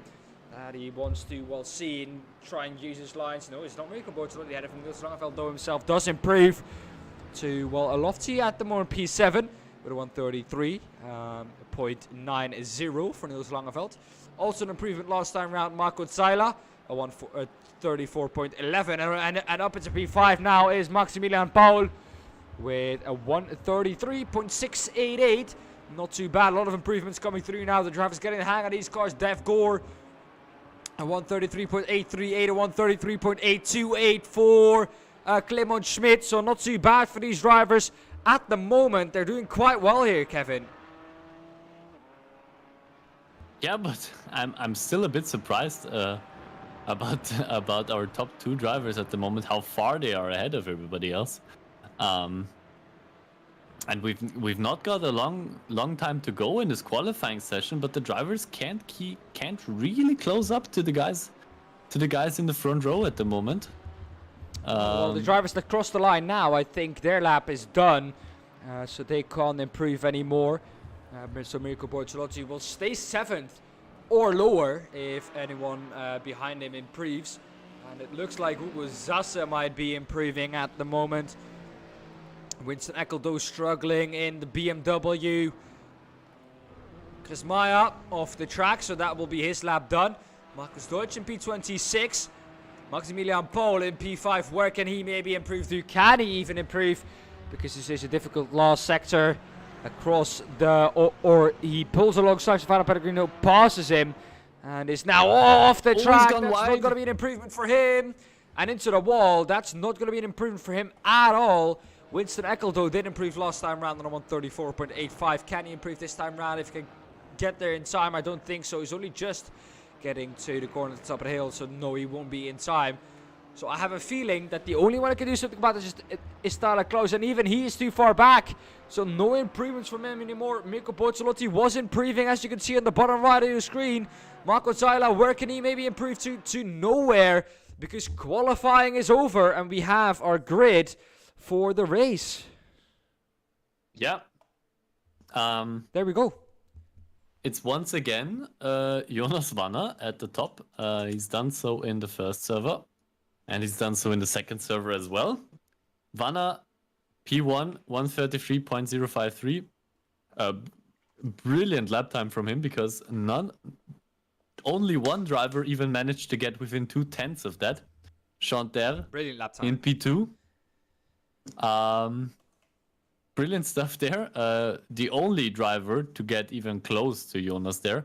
And also one of our silver drivers. So again, I can't say it enough. Don't underestimate our drivers just because that little box might be silver. Florian Becker starts from P3, again silver driver, and Tyler Klosch, again silver driver, from P4. So silver drivers are doing well here. Silver drivers doing well in the GT4s. Brilliant stuff. You love to see it. Maximilian Paul starts from P5 ahead of Ben Green in P6. Mirko Bortolotti only in P7 ahead of Clemens Schmidt in P8. Dev Gore starts from P9. Nils Langeveld P10. Ben hits P11, and Josh Files starts from P12. Gustavo Xavier in P13, Jens Fiedler in P14, Pascal Haas starts from P15, Marco Zeiler P16.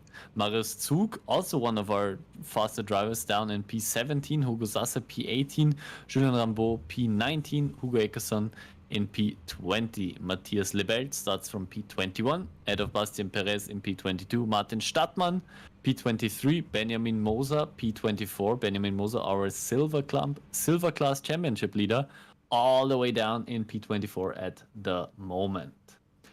In P25, we have Thomas Pieber ahead of Markus Deutsch, Christian Meyer P27, Winston Eckel P28, Jan Linz P29, Florian Stadtmann P30, Ben Bühnagel P31, Stefano Pellegrino P32, and Marnix Heister completes the grid. Well, a packed grid that is. We're getting to the start of this one. Kevin, this one, because I did because I did most of the last races, is yours to call, and just because your volume we know is right. I can turn it up for the start maybe a bit for the intensity. It should be good now. It should be good. It should be good. Jonas Wanner now starts again from pole position, so he dictates the pace on the right side of the field, which is of course the inside for the first corner.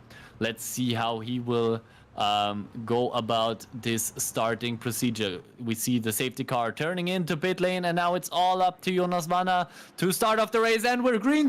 We're off the start, and Jonas Wanner can't quite see it from this camera angle. Did he get a good start? It looks good from here. And Jonas Wanner manages to keep first position there into the first corner. Now I see what the problem was. Jonas Wanner coming down the first fast part into the old hairpin, still leading ahead of Chanter. Car in the background going off. That is Dev Gore. He's going down. That was a heavy hit. GT4s, of course, with the new damage model. So that is pretty much a tow for him. And another crasher I see in the back. A lot of smoke going up there in the fast left-hander there. Jonas Wanner still in the lead of this race. has done a great job there, but Sean is right up his bumper and not letting go of that first position. And there's another crash in the back. Already 3 crashes in this first lap. The drivers can't control those GT4 cars. Didn't know they were that mighty, that strong, that heavy to control. But the guys at the top, they seem to be doing very well there. Jonas Wanner still leading this race, but the guys behind him very, very close and will not let him go that easily. But the two, Jonas and Sean, starting to get away from the pack a bit. Oh, and there's another spin in the back. The BMW going straight into the pit lane there. That looked bang green, I think it was. He drops down the field now. Jonas Wanner going through turn 1 there. And yeah, those two guys, Wanner and Ter, just leaving the rest of the field behind and just driving off into the sunset here at beautiful Donington Park Grand Prix layout. Well, once again, some technical difficulties at the start. We're going to try and take a look at the rest of the field. Hopefully it isn't going to stutter too much. Some drivers have entered the pit lane. A lot of drivers actually into the pit lane. P26. Marcus Deutsch into the pit lane as well. Here we see a lot of drivers into the pit lane fighting, scrambling for their position on the pit lane exit. And they do finally find their way again. Mikko Bortolotti, though, not starting as high up as he would have maybe wanted. But Kevin already up into P3. So not too bad here from these drivers. Sean Ter in P2 overall. So this could be... I had a chat with him earlier. And, well, he said his personal highlight was the ADAC. I think one of the ADAC Sim Expo. The German Sim Expo was one of his highlights. But I said, well, maybe a highlight to come tonight. And maybe that highlight could come in the form of maybe a victory here in the W12 Sprint Series. He looks quick, though, in that Porsche, doesn't he? He's done a look at that. Both Wanner and Sean, both of them with the exactly same lap time. Both get the fastest lap of the race at the moment, 1:33.574. He's looking very quick, but he's got one of the toughest, fastest guys ahead of him with Jonas Wanner. So he's got quite a lot of work cut out for him if he wants to get that victory, but he does look like he has the pace. So Wanner really needs to be careful there because he's got a fast driver, very fast driver in his rear view mirror there. We'll see how he manages to do in this race. Still 11 minutes to go, so we need to keep an eye out for that. Benjamin Moser, we got another spin there. GT4 cars tonight really tough to handle, it seems like. Gustavo Xavier, that was. Yeah, drops down to P15 now. We've seen a lot of spins, a lot of smoke going up into the air. So the cars might be quite tricky to drive here at Donington, actually. It seems like it, at least. That could also be the new update. That could also be one of the causes. Yeah, to be honest, I'm not quite sure how much they updated with the GT4, so I can't really, sadly can't really comment on that. Didn't have the chance to drive one of those bad boys myself yet. But here we've got the fight for P1, and it is very close at the moment. Look how quick Sean Ter is through here. 13 years and 4 weeks old is this young man from Germany. We get that information, of course, from Domenica Ter. So, oh, look at that. Almost pushes him through the right-hander. That was so close. Braking and almost, well, touching him through that corner here. We see brakes a little bit earlier there. Is taking maximum risk here is Sean. Of course, being this young, usually you see drivers, Kevin, this young, that take more risk than actually is needed. We saw it with Max Verstappen. We saw it with all the great F1 drivers. When you're younger, you just haven't got that common sense of what risk to take and what risk not to take yet. But Sean Taylor seems to have a great understanding of what risk he has to take and what risk he doesn't need to take here. Yeah, he's doing a great job, definitely, right now behind Jonas Vanna. Just trying to stay behind. He probably knows himself that Jonas, they are pretty much on the same pace, as we could just see from the lap times as they are popping in. They are almost always like down to the 10th, driving the same pace at the moment. So he knows that also Jonas ahead of him is a fast guy. So he might have to wait just a tiny bit for, I don't know, a mistake or maybe something in the pit lane. Because it seems like on pace at the moment, those two, you can't separate them.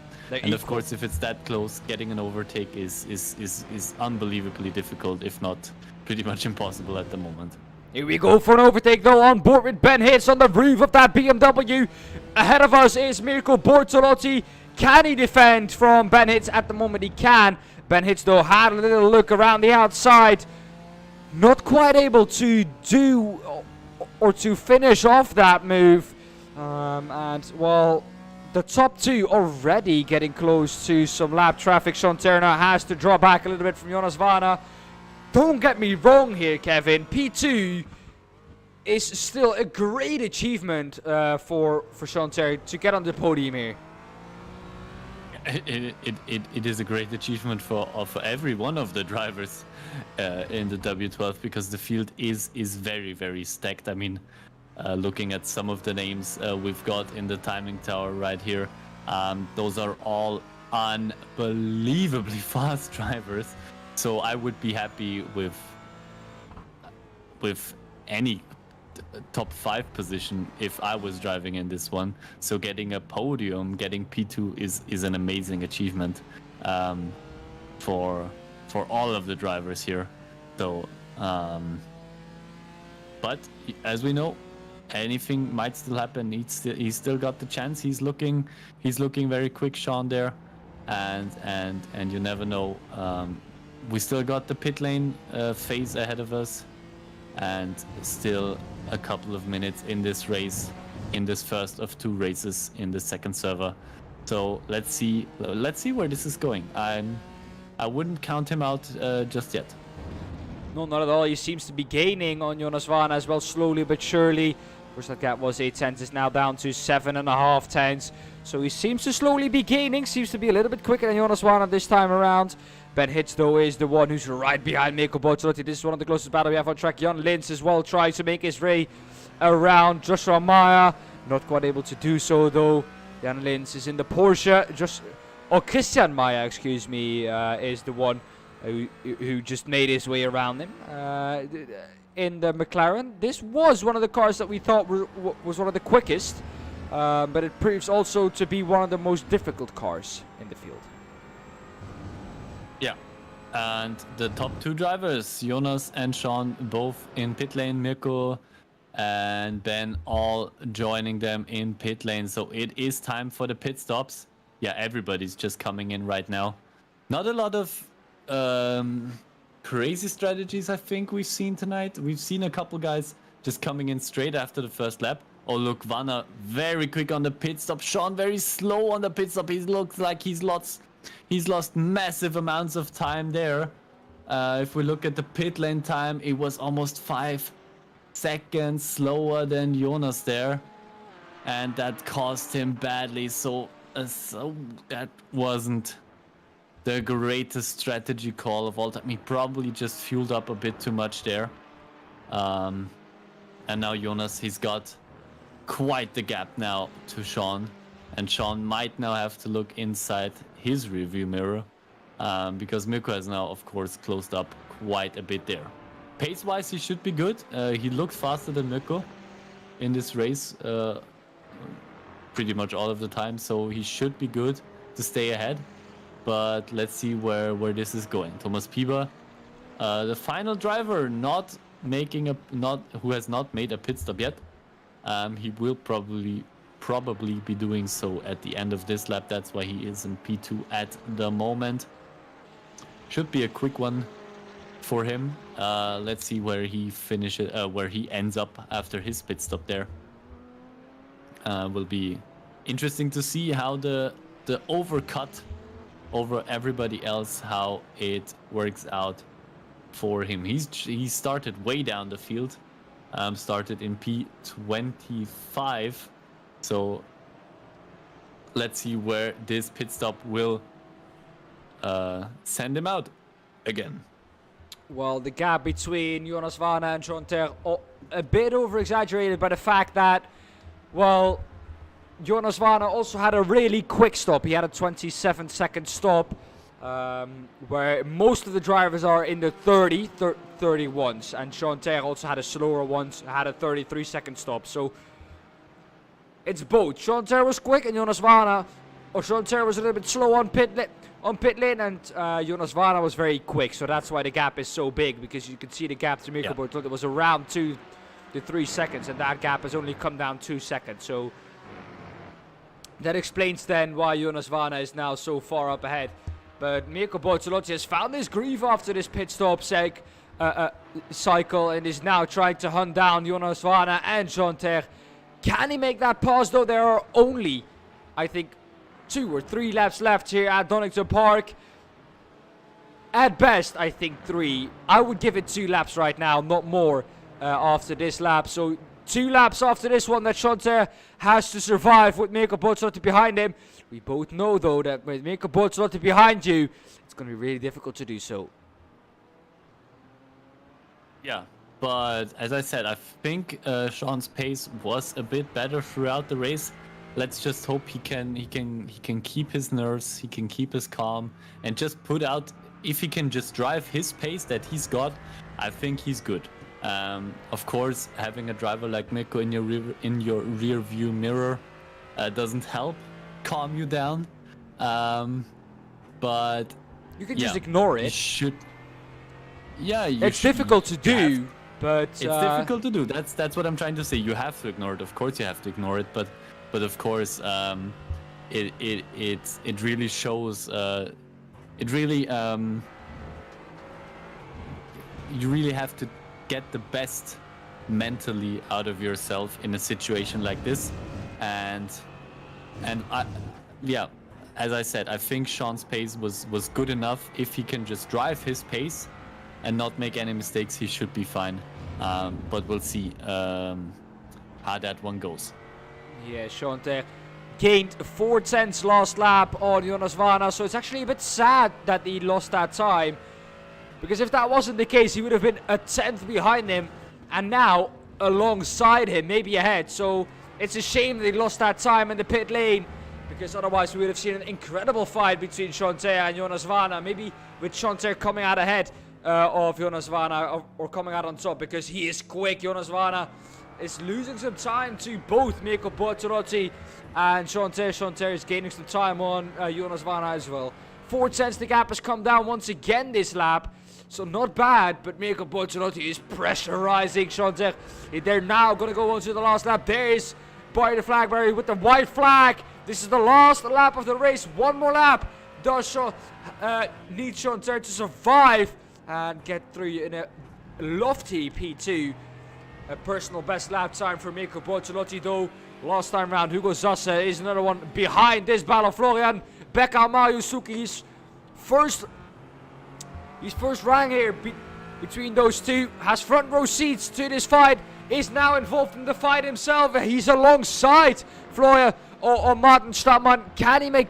No, Florian Becker, excuse me. Can he make that pass down the inside? Yes, he can, and he's ahead before they get to the exit. That's a great pass by Hugo Zasse. Can now chase down Mayusuki to try and be the best Aston Martin in this race. Of course, the man ahead of him, Mayusuki, at the moment is the leading Aston in this race.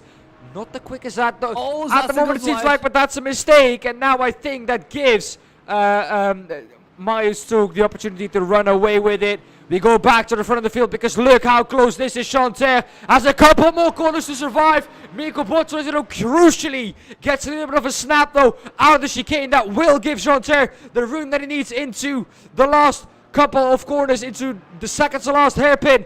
One more time, then he needs to turn left to try and get that P2 home. Jonas Vana will come through to take his victory home. Once again, Kevin, it will be Jonas Vana winning in the W12 series. What a drive from Jonas Vana. And what a drive from Sean Terry in the background, who comes through to finish P2 in this heat race here. This first heat race, Mikko Botsrotino did all he could in P3 to try and overtake Sean Terry. Not quite able to do it in the end. But what a drive there from one of our silver drivers, Sean Terry. And what a drive from that 13-year-old man from Germany. Wow, what a race we've seen once again here. It has been a classic. I'd say that was a W12 classic, yes. That was very exciting. I mean, just the fact that we have one of our silver drivers right at the top and really fighting, giving the fight to two of our best drivers in this series, with Jonas Vana and Mirko Bortolotti. With Bortolotti the most the man who has won every championship up until now, and he's kept him behind, and almost he definitely had the pace to keep up with Vana. Vana with this ridiculously quick pit stop, which explains his slower lap times, because he was probably having to fuel save a bit, but he had the gap to make that work. But that was, and it was so close all of the time. That was, I don't know, it was just, I thought it was really exciting. I gotta say, it was amazing. Well, there we go. We have the result up for you now of this heat race. There we go. There's the result, Kevin. Off you go. Yeah. Jonas Vana and Chantal and Mikko Bortolotti, the top three drivers. Ben Hitz in P4. Marius Zug, P5, Florian Becker, Hugo Sasse, Martin Stadtmann, Maximilian Paul, Benjamin Moser. The top 10, Winston Eckel in P11, Nils Langeveld in P12, Thomas Pieber finishes in P13, Florian Stadtmann in P14, Tyler Klausch in P15, Bastian Perez in P16, Jens Fiedler finishes P17, and Josh Files finishes 18, which is of course interesting because second race is the reverse grid race, and Josh Files will of course now start from P1. Ben Bühnagel and Jan Linz, P19, P20, just missed out on that on that very important P18 spot.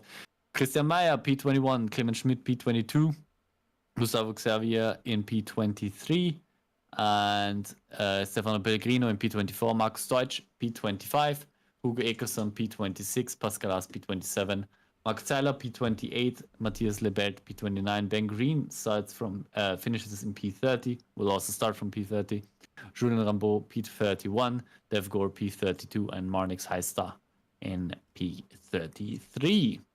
You can immediately go on with the grid. Yeah, as we said, the top 18 are reversed, so Josh Files starts from P1, ahead of Jens Fiedler, Bastian Perez, Tyler Klausch in P4, Florian Stadtmann P5, Thomas Pieper P6, Nils Langeveld P7, Winston Eckel in P8, Benjamin Moser starts from P9, Maximilian Paul P10, Martin Stadtmann P11, Hugo Sasse P12, Florian Becker starts from P13, Marius Zug P14, Ben Hitz P15, Mirko Bortolotti starts from P16, Chanter P17, and the winner of our first race, as always, starts from P18. That is Jonas Vana, and from P19 up, down to P31, it is as the race before has ended. So we'll just have you have a look at that. But yeah, we just went through that. I'm not gonna say all of those names again, also because the race is starting. Yeah, well, one more time we go here this evening for the W12 series. One last shot at it. And one last shot for glory for one of our silver drivers and our gold drivers to try and take maybe their first victory, because these reverse grid races always lend itself to some great racing. Let's hope that Josh Files, the man at the moment in the lead, can stay clean. Of course, fuel saving is a big part of this already going on here on the, formation lap. Jens Fiedler will start in P2 right alongside him. And let's go to the TV camera. There we go. Here we have the drivers from the back of the grid. There we go. It's green, green, green for one last time here this evening for the W12 series. And Jens Fiedler gets a good start compared to Josh Files as well. They're going to head all down into turn 1. Jens Fiedler, though, stays ahead of, or stays behind Josh Files side by side going through turn 1. They all get through there cleanly. And so far, so good, Kevin. Look at how much space Josh Files has opened up to Jens Fiedler behind him. Already 4/10 is the gap between those drivers. Looking at the table, some of our drivers who have performed great before. Bortolotti, Vanna, P14, P15, Chanter, P17. So he hasn't moved up a position as of now, but still a long race to go, 18 minutes. Is this race? I see a car in the back going off track there. We'll have a look at that probably later. At the moment, the action on screen a bit more exciting than that. Coming down into the chicane. Nils Langeveld here in P5, just ahead of Bastien Perez. Already with a damaged side panel. Has a damaged side panel. On the left-hand side of Nils Langeveld, this car goes deep though, is the BMW. Nils Langeveld might be able to capitalize on that. And, oh no, there we go. There starts the blimping again. Hopefully it'll stop after this time. Hopefully. We say hopefully. A little bit of a touch there from Nils Langeveld to say, well, come on, we need to try and catch up the two at the front. There we see people already going into the pit lane. So people already opting for the pit lane to, well, get their strategy out of the way as early as possible, fuel up, and not having to worry about it until the end of the race. This is the gap that Josh Files has to Jens Fiedler. Quite big of a gap already.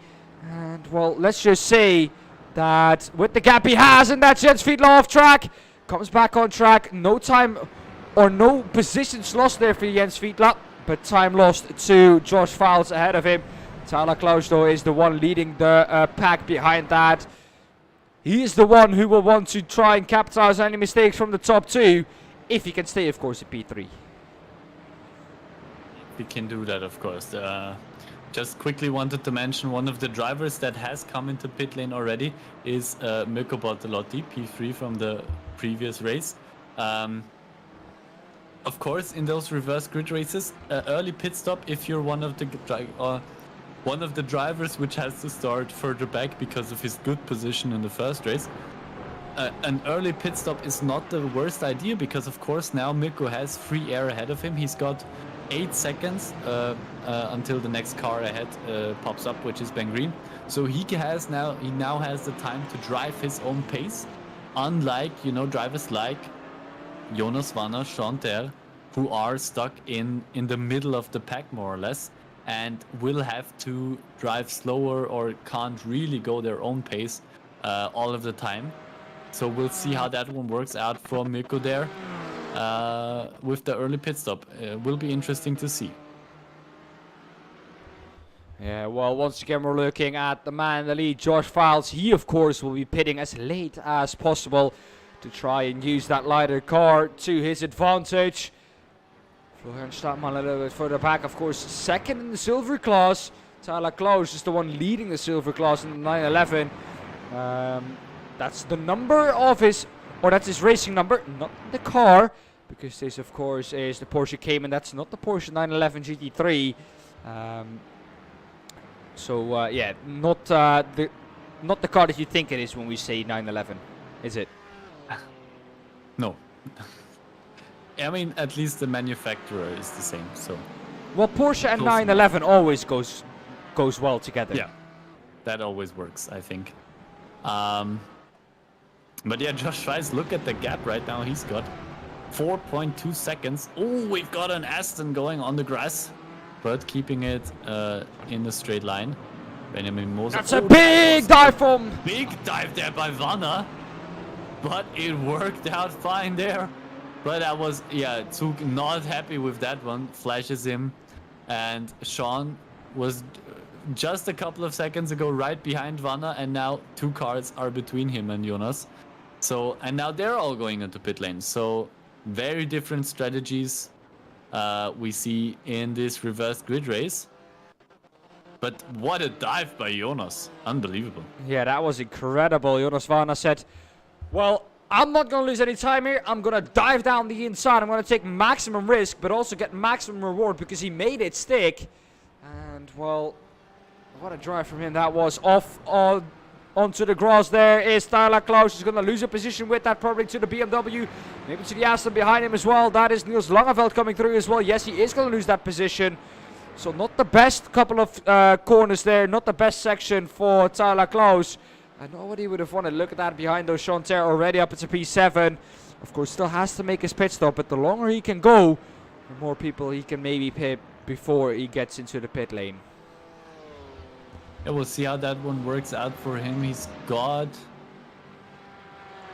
Yeah, at the moment, Josh Files actually really good with his pace. 1:33.68 for the last lap. Just a bit slower than the fastest man on track right now, Mirko Bortolotti, 1:33.53. So just a tenth slower. Bit more than a tenth slower than the fast guy on track. Sean at the moment in the 34s, which is still one of the faster drivers, but not as fast as he was before, I think. So there is still a bit of pace that he could extract there if he really wants to be in one of the top positions at the end of this race as well. At the moment, yeah, as you said, P7 still a good position and still a long race to go, of course. A little bit further back into the field, here is Dev Gore, who's trying to make his way past Martin Stadtmann. They both go deep. Martin Stadtmann, the deepest of the two. Martin Stadtmann off the track, and Dev Gore off the track as well. That's not what they would have wanted, and that's not what is good for them. Of course, we have some drivers into the pit lane now as well. I think Jan Linz and Marcus Deutsch into the pit lane, so they both do gain a position. Clemens Schmidt in the Porsche as well. Of course, he joined in server 2, wasn't there in server 1, in P21 overall. So not the best day out on the block for Clemens Schmidt here, Kevin. No, but he has been into pit lane as well already, so he should be able to jump up a couple more positions. We will see how that one plays out. He went into pit lane together with Mirko Bortolotti. Mirko now in P17, so a couple of positions further ahead. But we will see how everything plays out there. We're back at the top of the leaderboards. Tyler Klaus P3, right on the bumper of Florian Stadtmann in the BMW there. And now Florian Stadtmann going into pit lane and Niels Langeveld as well. Files Klaus Moser now, the top 3 drivers there. I expect everyone here. Files, go on, sorry. 7 seconds ahead. Yeah, just 7 seconds ahead already. And now Chanter with the purple laps. So there is the pace that we knew that he had. Now he's able to extract it finally. Let's see where this might take him if he now can drive his own pace. Well, I expect all of these drivers here to try and go as long as they can. Maybe that Chanter will be trying to pit early to try and overtake someone. There goes the BMW wide. That is another position, I think, for Chanter. No, that's not, because that is lapped traffic already here for these leading drivers. Chanter will want to make his way past Bastian Perez ahead of him in the Aston. Bastian Perez being held up now by Benjamin Moser in the McLaren. So both of these guys will want to get past the driver ahead of them because they know they're quicker. And if you know you're quicker, it's going to be frustrating at some point to be stuck behind someone. Yeah, we'll see. Well, Sean got now a great run, I think. Does he have a look up the inside? He does have a look up the inside. Bastian stays wide, tries to avoid contact there, maybe try and go for the switchback. Doesn't quite work out, and Sean is past and up into P4. Great overtaking maneuver there. Can't say nothing about that. Josh Files has now come into pit lane. So maybe now all of those drivers following. Yes, they're all into pit lane now. Hugekersen as well. So the top 6 now area. Probably everybody will be coming in up until Jonas Vanna who is P1 of the drivers who haven't been into pit lane already. And let's see where he ends up after this pit lane cycle. Now we'll see a lot of changes there. And Sean is already out, it seems like. So he's overtaken a couple of cars, and now he's had a very short pit stop. He's overtaken 22 everyone. seconds. That's Yeah, a little bit 22 too short, I seconds. think. That Yeah, short seems there we very, go. very short. Already lets Josh Files past, knows he has to save. That's almost a too short of a pit stop, I would say. That's That too short of a seems pit very stop. short. If we remember, Vanna had a 27-second He pit has stop, underfueled. and Fink has had to save. Sean there, maybe a bit too anxious on the pit exit, trying to undo his mistake from before, but maybe has done an even bigger mistake this time around. Yeah, that's not what you want to see there. Well, he hasn't made a it's pit part of- stop yet. It seems like. He's Oh, driven yeah, he past was his pit just- box. Could Yeah, that be you're the right, case? He doesn't have a. Yeah, you're right. He doesn't have a pit lap. He's just driven past. And he seems to be saving a lot. Yeah, because If he goes past because he again, has to- if he goes No, past I again think now, we he's have our stopping. answer. I think, yeah, he's run out of fuel. I just completely missed that he doesn't have a pit lane, a pit lap. He has a pit lane time, of course. Oh, because he went through contact! the pit lane. But he doesn't have a pit lap because he hasn't actually stopped there. Oh no. That is, yeah, he's probably just missed his pit stop box. There. Oh, that's painful. That is very unfortunate there for Sean. He's done a great job up until now, and he would have deserved, again, a great position at the end of this race. But, yeah, stuff like that happens, and it's part of the learning experience. Well, at Yeah. least he will now always be on his toes for when he goes into the pit lane, knowing that he might be all the way at the beginning. Yeah, it's definitely it is probably a very painful lesson. I think we've all had that at some point in our sim racing careers. So I've never had you it. will learn from this.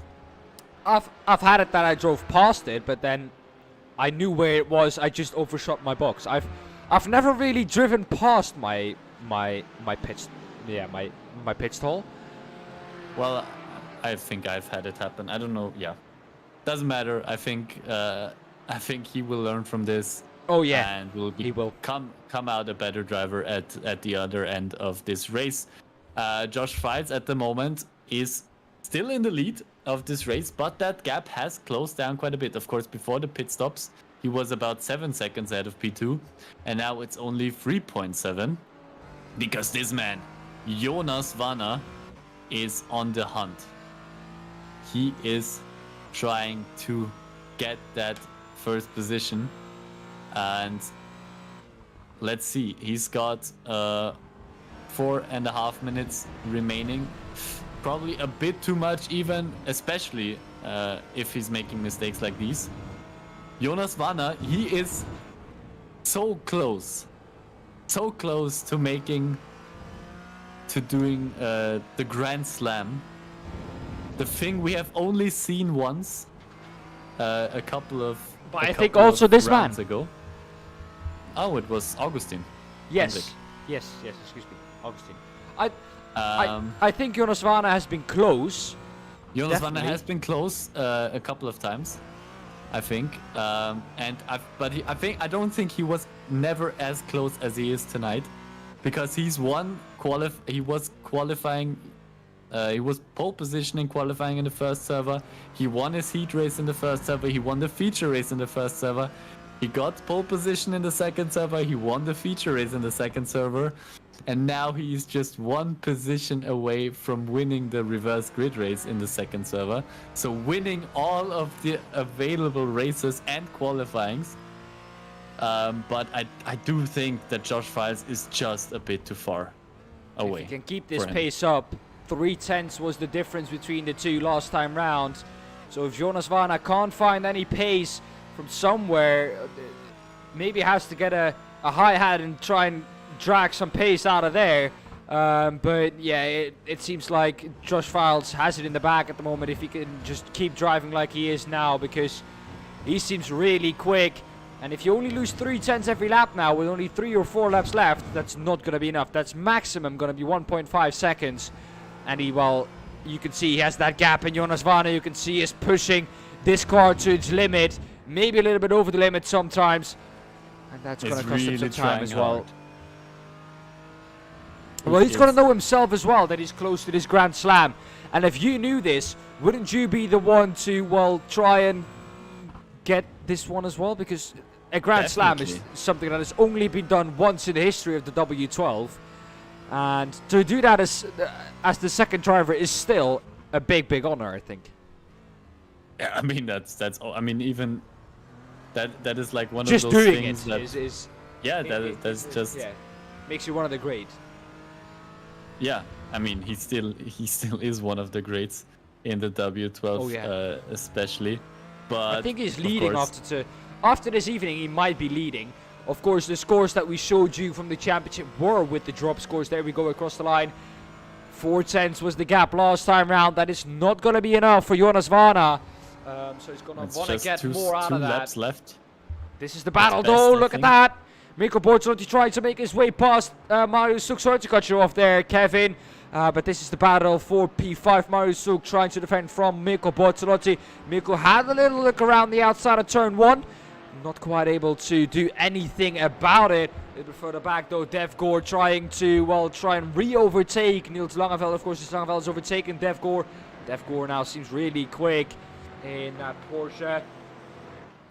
Bortolotti, though, what can he do? Maybe dive down the inside of Mario Stuk. There he is. He says, I'm here, and he dives down the inside of Mario Stuk, puts his car alongside his, and there we go.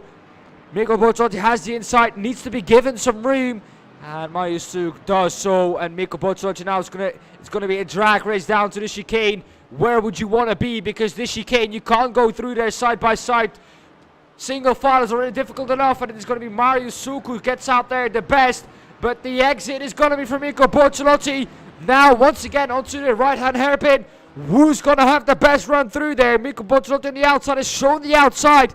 Can he get another cut back down on Mario Suk? Not quite. He's going to have to carry it around the outside.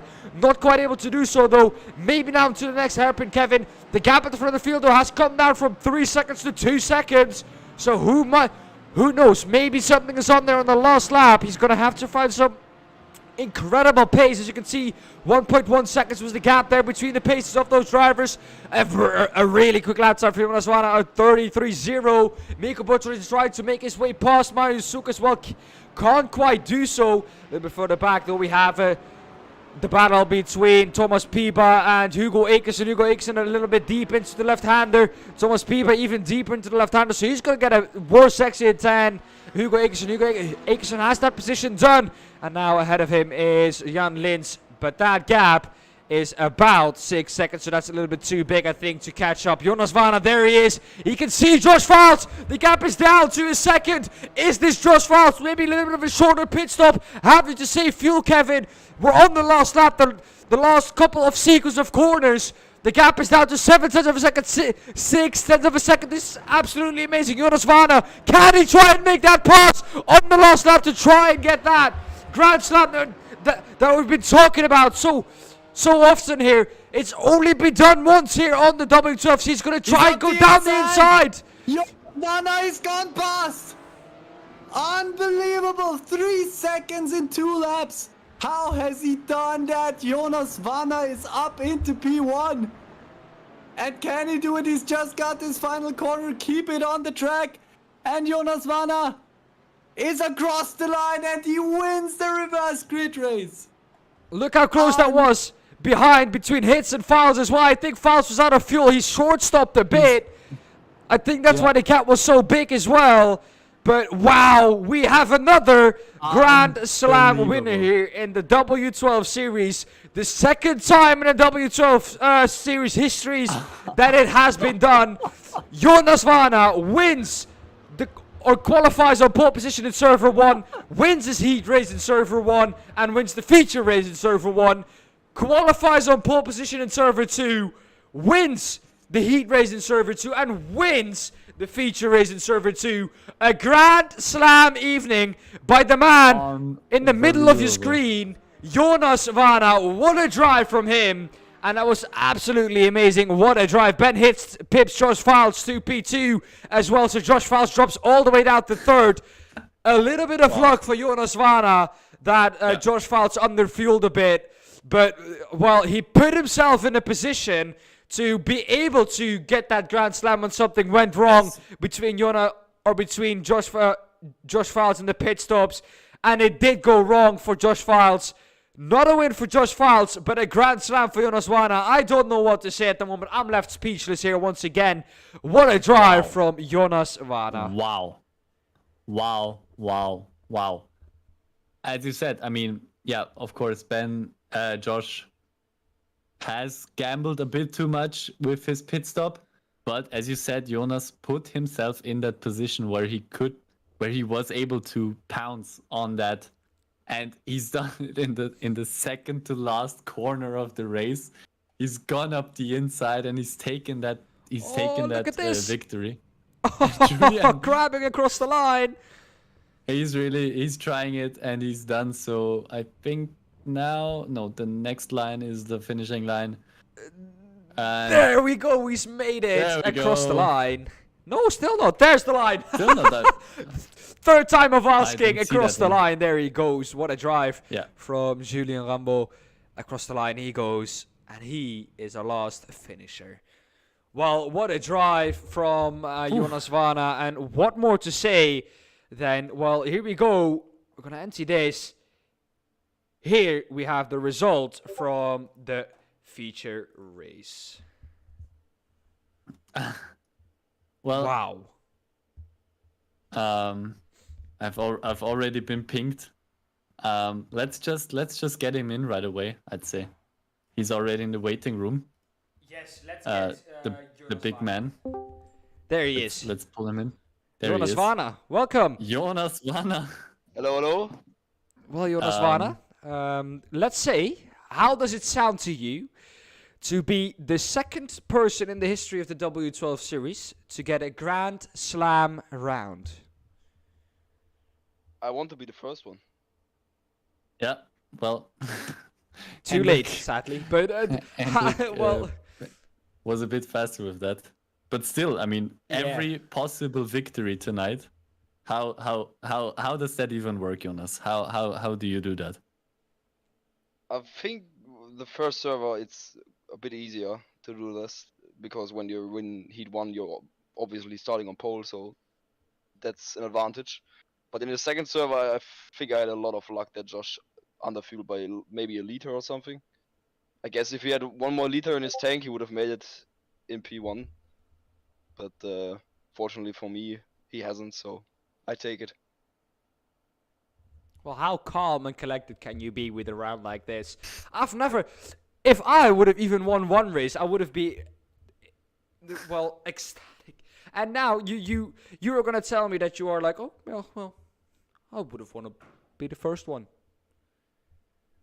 I mean, yeah, this is my third season in this championship, and I always try to win at least 3 out of 4 races, and now to win 4 out of 4, it's something special. But I mean, when you're driving 3 seasons and you never won 4 races on one evening, it's kind of sad that you're not the first one. So, but I think GG to Hendrik to make it faster than me. So. Well, it's not only winning races, it's also qualifying on pole position. 2 times this evening you were the fastest. When it comes to qualifying, Jonas, you're usually one of the fastest. And we all know that coming into this W12 series, you do not get any practice. So it's practice in the server and then qualifying. So tell us, how do you personally get up to speed this quickly? I think I think it's quite easy when you know the tracks at least. And then, I mean, the cars, you're not, maybe just the V8 or the TCR, that's the cars you normally wouldn't drive as much as like the Porsche Cup or something. But I think when you know the tracks, it's always a bit easier to get up to speed with a certain car. Okay, well, that, ladies and gentlemen, are, well, how do we call him, Kevin? Our Grand Slam winner, second ever Grand Slam winner, Jonas Vana. Jonas, thank you for your time. Well, congratulations on the amazing achievement you've had this evening. Thank you. Have a good night, boys. Well, Kevin, that was absolutely amazing to hear from Jonas, of course. I still don't understand how you can be this calm and collected about winning all 4 races and getting pole position twice. That is just the winning mentality. Well, that is yes, just we us yes, two. it's We winning don't understand that. Then we don't understand that. Yes, that I is do. just a different. That is just a different mentality, and that's how cool and calm you have to stay. Because I know if I was in that position that Jonas was, 2 corners away from the finishing line, and it's all or nothing with that overtaking maneuver, more or less, for you in that position. I mean, I would have properly smashed it up, the car. I know I was just going too wide or whatever, because I would just not be able to stay as calm as he did. So that is a perfect example of the mental strength, I think, that you also have to have when you want to be one of the top guys. You just have to stay as calm and collected like that. Not like us two who are screaming their heads off, which is of course great for everybody watching. Oh yeah. But our job is a different one. We are just here to talk stupid, and they are here to drive fast. Hey, you calling me stupid now? No, just what we're saying most of the time. well, Kevin, I agree with you on most of that, but the winning mentality, I can't have it when I'm slow and not winning. So I also can't hack it when I'm losing. I also want to win. But you also have to sometimes know how big your achievement is, I think. Because it's not we've been running this for 4 seasons now, and that's how special it is. It's only the 4th or the 2nd time this has been done in 4 seasons that someone has won every race. So I think you have to see that as well. And yes, it would be great to be the first one, but just to be one of those who has done that in more than 40 plus rounds we've already had here in the W12 series, I think is great. And I think it's an amazing achievement. No, definitely, and I'm 100% sure that Jonas knows this as well, but I do enjoy his coolness about it. I gotta say, I do like that. I do like that a lot. Yeah. I think it's very very fun. Well, it's like he does it every day. Yeah, and he does it. I mean, we've talked about it. He's always one of the guys that finishes up in the top spots. And he's shown tonight, I think, perfectly why he does so. He's been amazingly fast all night, and and the results speak for itself. I think a very dominant performance tonight from Jonas. Great stuff there. Can't say much more about that. Well, guys, that is everything from us this evening. Sadly, no more interviews. No one is interested in us too, Kevin. Kevin, as always, give me 3 words to round it off. I could do it as well, if you want me to do it this time, but it's your segment. Yeah, why not? Yeah, but let's do it both. I'll start, but I want to hear yours as well if you're already saying it. I'd say close. I can only think of 2. I can only think of 2, to be honest. So close racing and domination. Yeah, well, that's 3 words: close, racing, and domination. Yeah, So well, yeah. a bit cheated. Well done. Yeah. Well, it is 3 words, so it is exactly what I asked you for. But no, I would say a W12 classic. That's my one. Of course, with that win from Jonas Vana. That's it for us, everyone, this evening. Thank you all for watching. It's been amazing to all have you here. And, well, you've witnessed history once again here this evening with the W12 series. With Jonas Vana winning everything that was to win in Server 1 and everything that was to win in Server 2.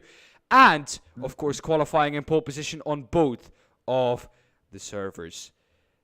Yeah. That is it for us tonight here this evening. From me, from Kevin, and from the whole W12 series. Thank you for watching. It's been amazing to have you here, and we'll see you next week. Bye-bye. Bye-bye.